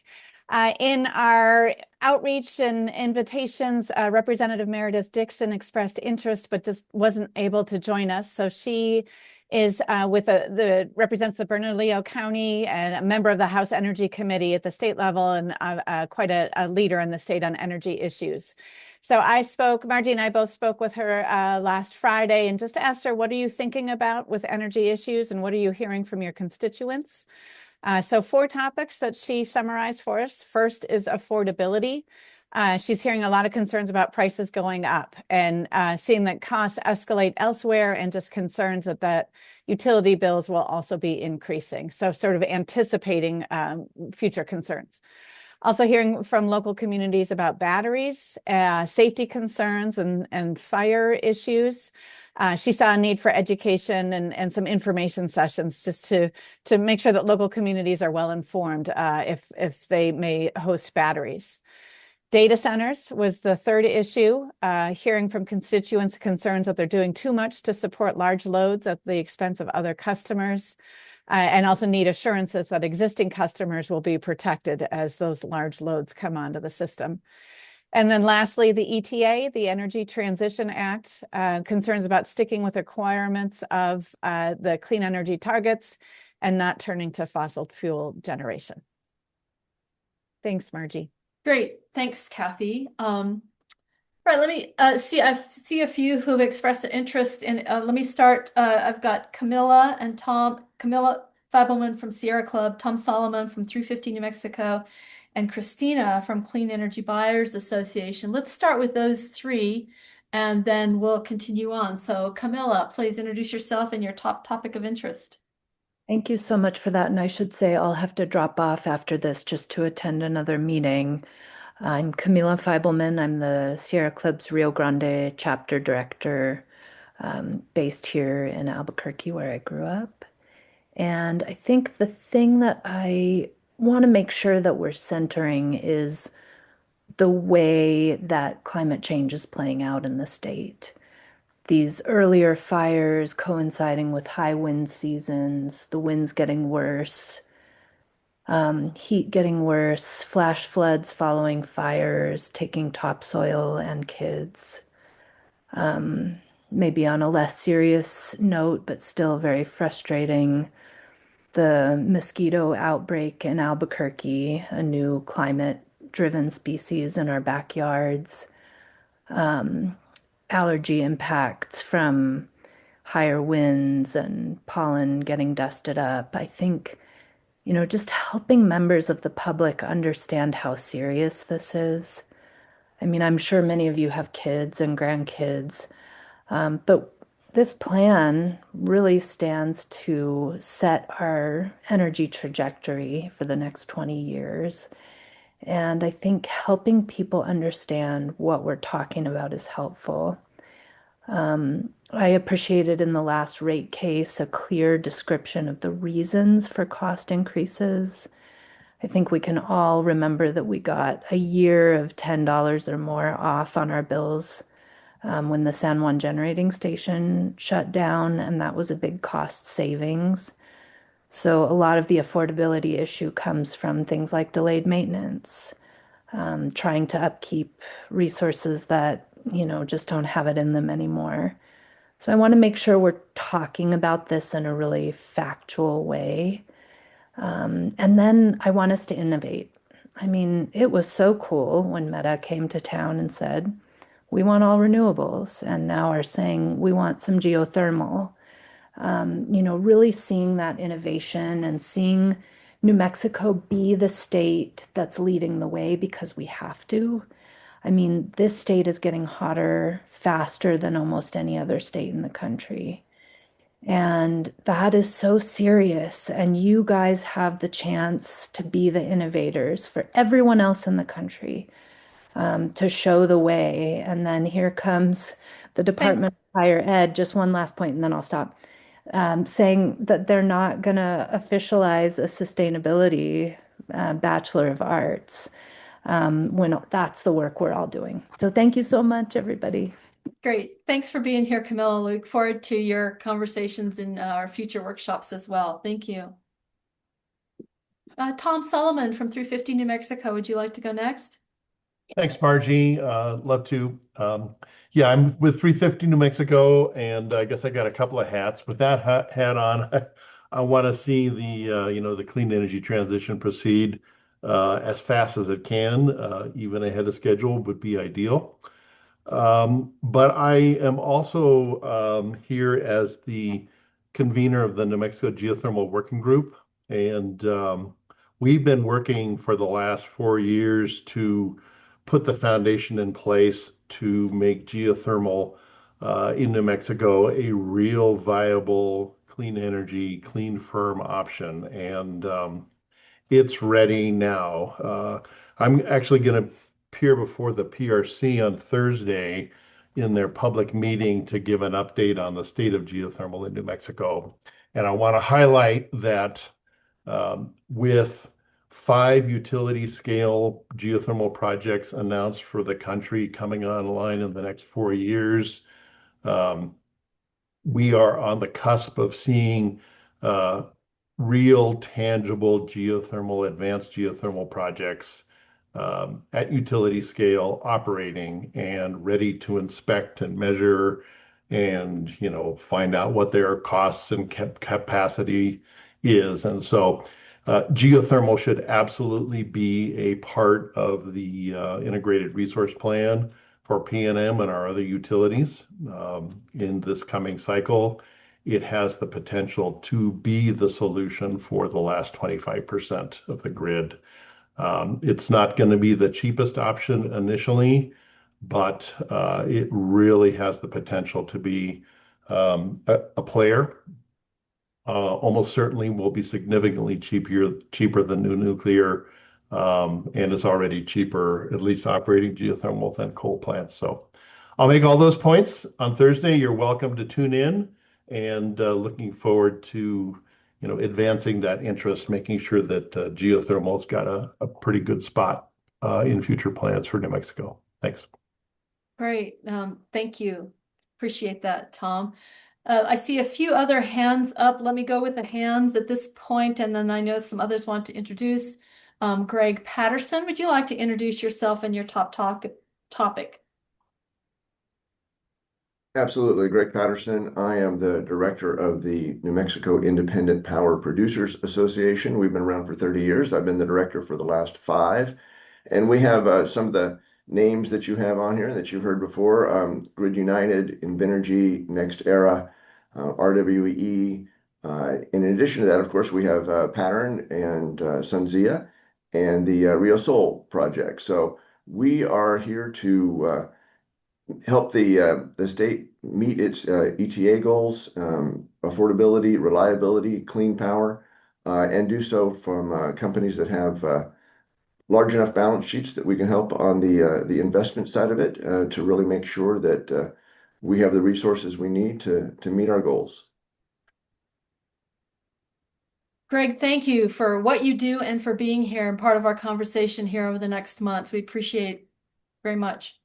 Thank you for having me. Yeah, you're welcome. I see, let's see, Cody Newland from Sandia National Labs. Cody, would you like to do your introduction?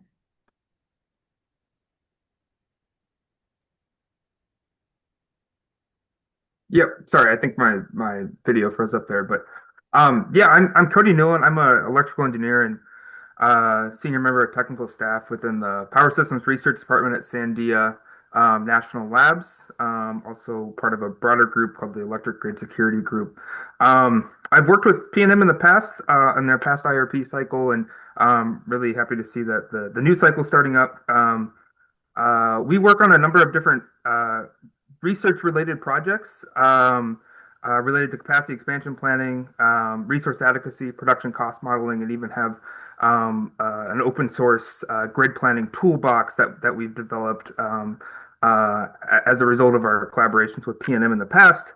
And always looking forward to other opportunities to discuss some of that research and see how we can, as Sandians, can help in this next IRP cycle.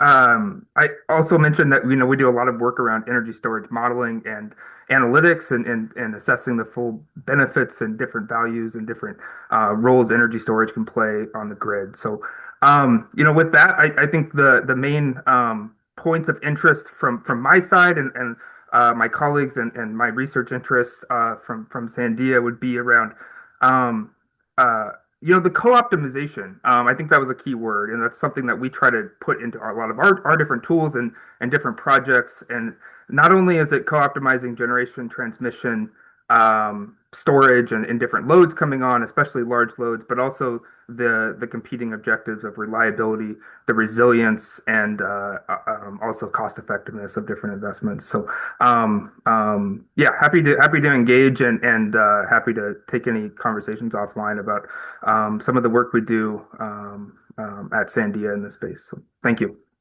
Great. Thank you, Cody. Appreciate you being here. I see Randy Coleman has his hand up. Randy, please go ahead.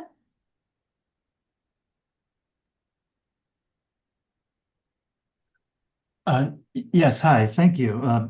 I'm Randy Coleman. I'm the Vice President of the Clean Energy Coalition for Santa Fe County, and I appreciate the opportunity to participate. Our main objective is to learn to participate in the IRP processes and to track them as well.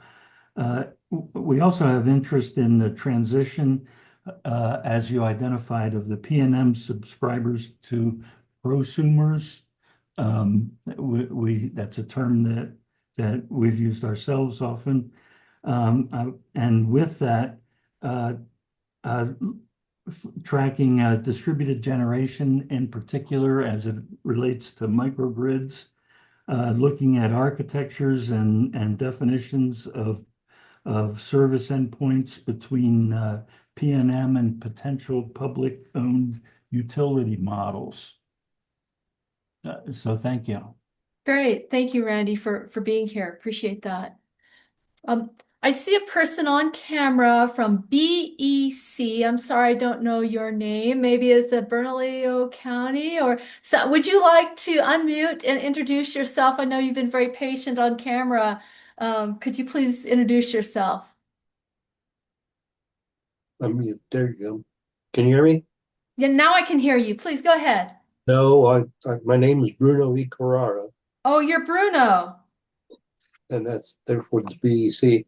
I'm got nothing to do with Bernalillo County. Okay, but we had your introduction. I didn't recognize you, but thank you. I just wanted to be sure we got back to you since you were on earlier today as a knowledgeable retired person could be helpful in this conversation.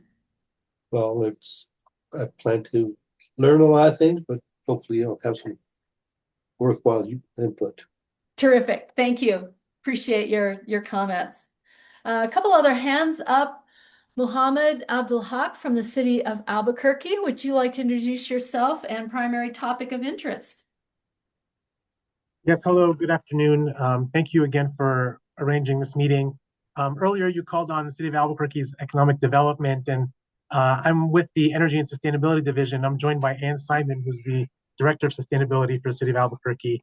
As far as an area of interest for us, I would have to say there are many, but to pick one, I would say grid modernization, because some of the projects that we work on with expansion of our solar footprint, battery backup solutions, and even electric vehicle charging stations, expanding on those with the grid as it is currently, we really run against some roadblocks. So grid modernization would be a really important point for us to focus on in the future. Great. Thank you for joining us. Anne, did you wanted to add anything else? No, I think Mohammed covered it. Nice to be with you all. Thanks. Okay. Appreciate your participation. Thank you.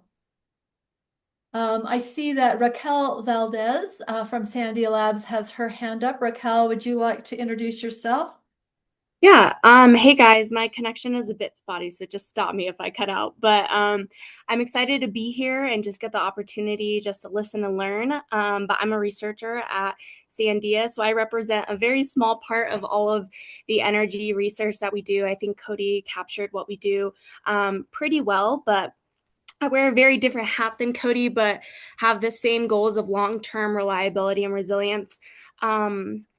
But actually, something I'm particularly interested in is how large loads that we mentioned actually play a part in scenario planning. So, some of those, just to throw a few examples, are data centers, extreme weather events, actually water and wastewater systems, and also large manufacturing actually interact within each other. And I think I've read a lot of different IRPs, and one thing that I think is missing from some of the scenario planning is a very matrix approach to turning on levers with scenario planning.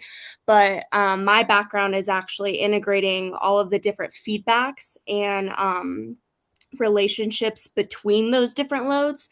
And so just how that can be captured in some of the models with cascading effects and just compound interactions. So very researchy, but just how all those intersections can come to play with the large loads.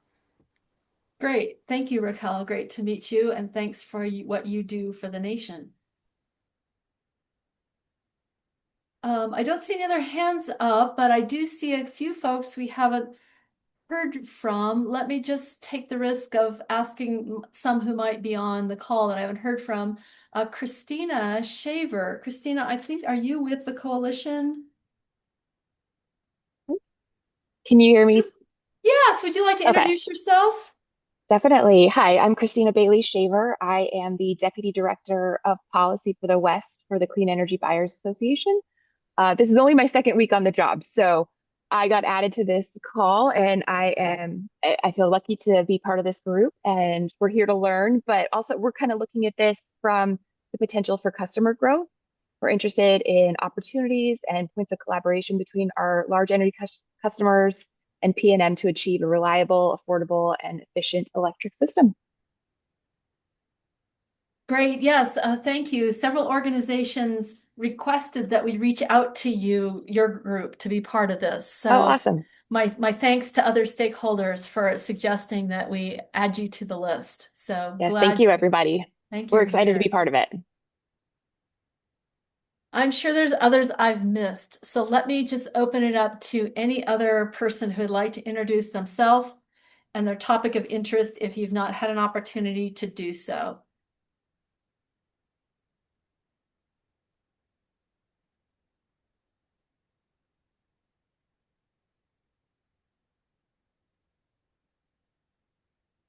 Kathy, is there anybody I missed on chat? I think we captured everybody from chat. So just give it a moment. If there's anybody else that hasn't had a chance to come forward, please. I see Sydney Tellez from Single Space Strategies.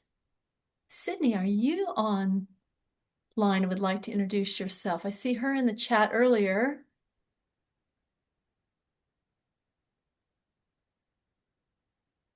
Okay, we'll give it another minute in case anybody wants to speak up and introduce themselves.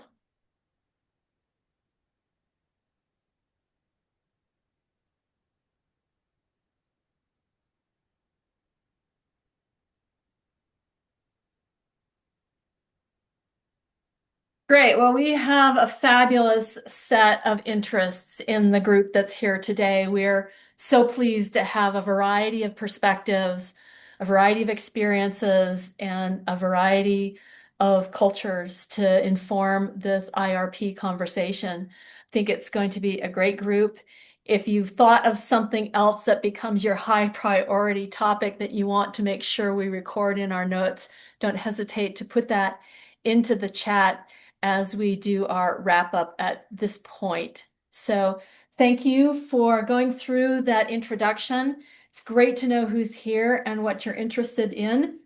Also, if you think that there's a voice that is missing, if there's an interest that didn't get represented today that you know might be impacted or affected or have something to say about this 20-year plan, please don't hesitate to drop it into the chat and let us know if we should reach out to an organization or person who you feel needs to be represented in this conversation.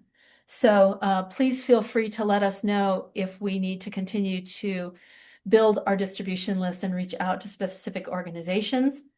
Likewise, if you or your organization would like an offline tutorial on IRP planning or just have general questions that you'd like to cover, also don't hesitate to reach out and we can arrange with GridWorks, with our PNM colleagues, to do some sessions that help answer questions you might have as we get going in this process. To that effect, let me ask Deborah to please put up our slide deck as well so that we tell you what's the plan for what happens next. First of all, the materials from this workshop, the slide decks, and actually a written summary with some compilation of your interests will be loaded on our GridWorks website. Deb, if you wouldn't mind putting that link back into the chat for folks who are online now, you'll be able to find materials as well as this recording there. That is where we'll put all the pre-read materials for future workshops, as well as the summary and link to the recording today. Our next workshop that many of you who are on our distribution list have received a calendar invitation for will be January the 14th, mostly a full day, will be held in Albuquerque at the CNM Workforce Training Center. We will also accommodate participation by Zoom. Now the disclaimer is it's not the same when you're not in the room, but we're going to do our best to incorporate people on Zoom in the conversation. Unfortunately, you'll have to provide your own lunch as well if you're not there in person, but we want to strongly encourage participation in person because we are going to have small group discussions with the PNM subject matter experts and their consultants on various topics to really build our knowledge foundation. And that is most effectively done with in-person communication. So we hope you can attend. We'll focus on this knowledge building. We'll have presentations by PNM. We'll have small group discussions as well, and plenty of time for questions and answers and interaction. So feel free to put that on your calendar. Deborah Shields will be sending you communication asking you specifically to RSVP to her so that we know how to plan for the people in person and people on Zoom. So that will be part of our planning between now and January 14th. The next slide, we have not set dates yet for workshops after January, but we plan to do that very soon. We'll plan the phase one, as we mentioned, continuing to focus on your priority issues, give overviews, talk about what's going to happen in modeling. We're calling this first phase really the big picture. It's foundation knowledge, it's understanding opportunities, challenges. There will be a workshop in February virtual that will continue to build discussion about modeling. But then in March is when what we're calling the deep dive modeling activity really begins in earnest, where those of you who are interested in data and how modeling is done and algorithms and all of that will be a very important conversation. We will be developing the stakeholder requested modeling runs in that March through March timeframe. And so then we will go into phase 3 in June as the results of all the modeling step back to the big picture to say, what do those model results tell us? What are the decisions that PNM feels they can make from those results? And then what goes into the statement of need and action plan? So we're asking you all to think about how or if you would like to engage in this process. If you'd like to be on the big picture conversations, but want to skip the deep dive modeling, that'll be totally okay. If you want to take it all in, we'd be happy to have you in all these conversations. We are going to attempt to give you information that's relevant to your interest. So in January, we'll ask if you want to continue in this process, whether you'd like to be focused on the big picture or deep dive modeling or both.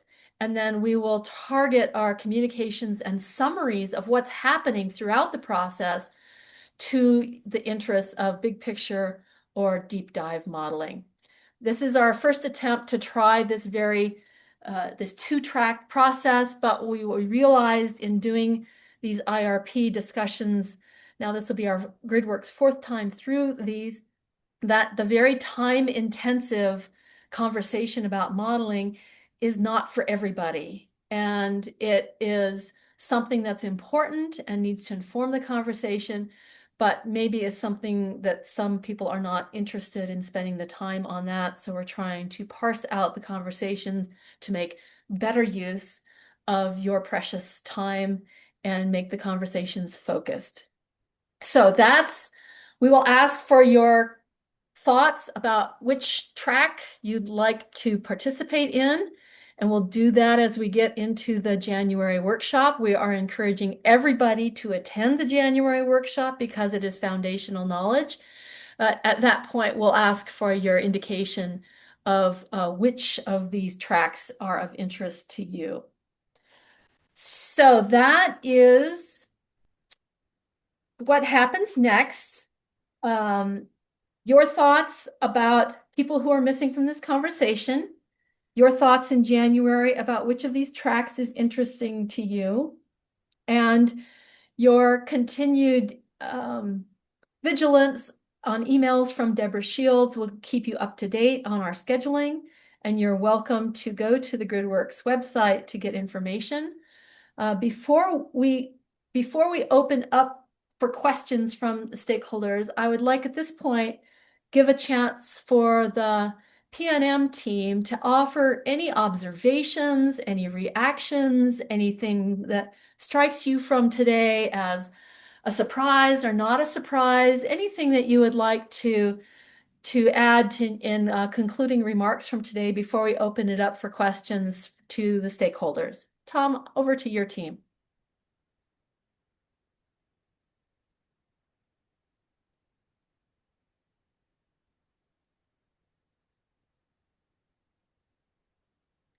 Lori, I think you're on mute. We cannot hear you.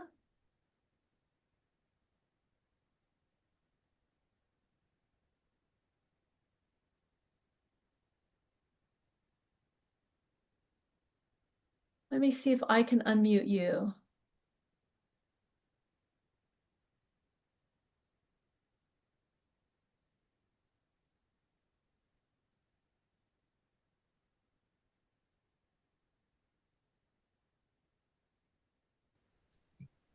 Can you hear us now? Yes, great, thank you. Okay. Okay. All right, I just wanted to start off. This is Lori saying how pleased I am that there is such a wide variety of participants. I think, as almost everybody noted, there are a huge number of things that the electric grid really affects, touches, has to be thought about carefully, and a lot of interdependencies between all those considerations. So I think having everybody in the room to talk through how we navigate and negotiate all of those interests is going to be really imperative through this process. I'm excited about it. I think we really are on the cusp of creating a plan that is going to address, I hope, most, if not all, of the concerns and create a pathway forward for New Mexico that will be clean, it will be affordable for customers, and it will ensure reliability. So really excited about the process, and thank you again for taking your time. Thank you, Lori. Are there any questions about process that people have? If you have substantive questions about our next conversations, those you can put those in the chat. But I guess I'd like to ask if anybody has questions about what's next in our process and how to engage at the next level, which is the January 14th workshop in person in Albuquerque. Any questions? Randy, go ahead, Margie, please. Yeah. if I might intervene, this is Kathy Boyce. Yes. Coming in from the chat, one of our attendees is having some tech problems. So just relaying for Sandia Pueblo, this is from planning and zoning folks. Just saying that they are glad to be here.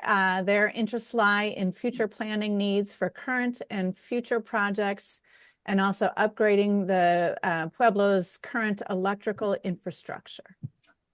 So thanks for joining us, and happy to help you on the side on the tech afterwards. Oh yeah, great. Thank you. Thank you, Kathy. Now, Randy, go ahead, please. Yeah, so my question is kind of a mechanical question. The difference between the big picture and the deep dive modeling. So how actually would we be able to participate in the deep dive modeling? What are the mechanics for that? Yeah, so here's what we envision, Randy. Thanks for the question. The deep dive modeling involves a couple of things. First of all, if people want to have access to review the different inputs to models, the process for modeling, understand how some of the assumptions are made, that will all be discussed in the March through May timeframe. You'll also be able to dig a little deeper into the scenarios and sensitivities that the utility is already running, and you can ask questions about those.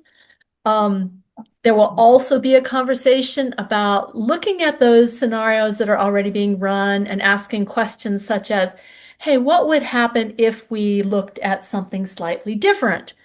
And then talking with the modelers and the PNM experts to see if there's useful data that would come from a scenario that they hadn't already envisioned. Could also include looking at the detailed results of those modeling efforts and making your own observations.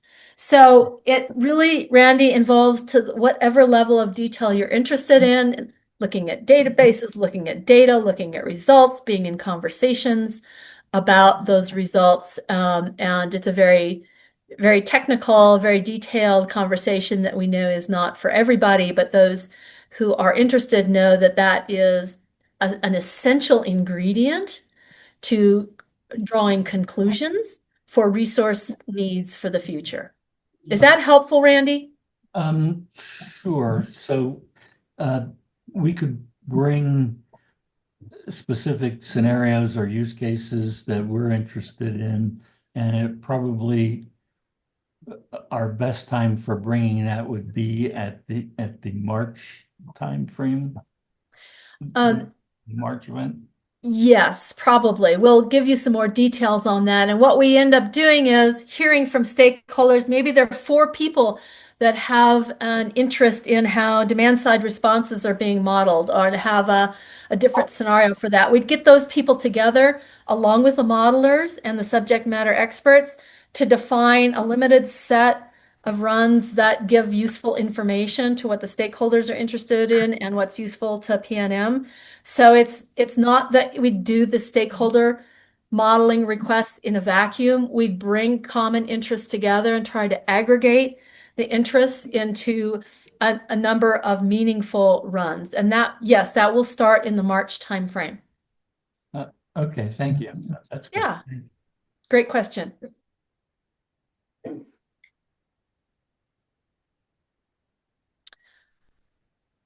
Other questions? I'll also open up to Kathy and Deborah if there are anything that we missed in our conversation today that we wanted to let people know about. Please keep me on track. No, nothing for me. I think the chat is, we've addressed all of it. Great. Well, our last slide is really a heartfelt thank you for everyone's participation. We know this is a tremendous amount of work and brain energy on everybody's part. If you have questions, We'll leave this slide up. My email and phone number are here. Our website will have material and summaries. The summary from this meeting will probably be posted hopefully by the end of this week with just a conclusion from some of the remarks, perhaps and a summary of the areas of interest. But please reach out to us if you have any concerns or questions or interest in follow-up on any topic we've covered. A big thank you to PNM, the team, the consultants that have been part of our planning process and will be our active partners as we go forward to a successful submission of a plan in September of 2026.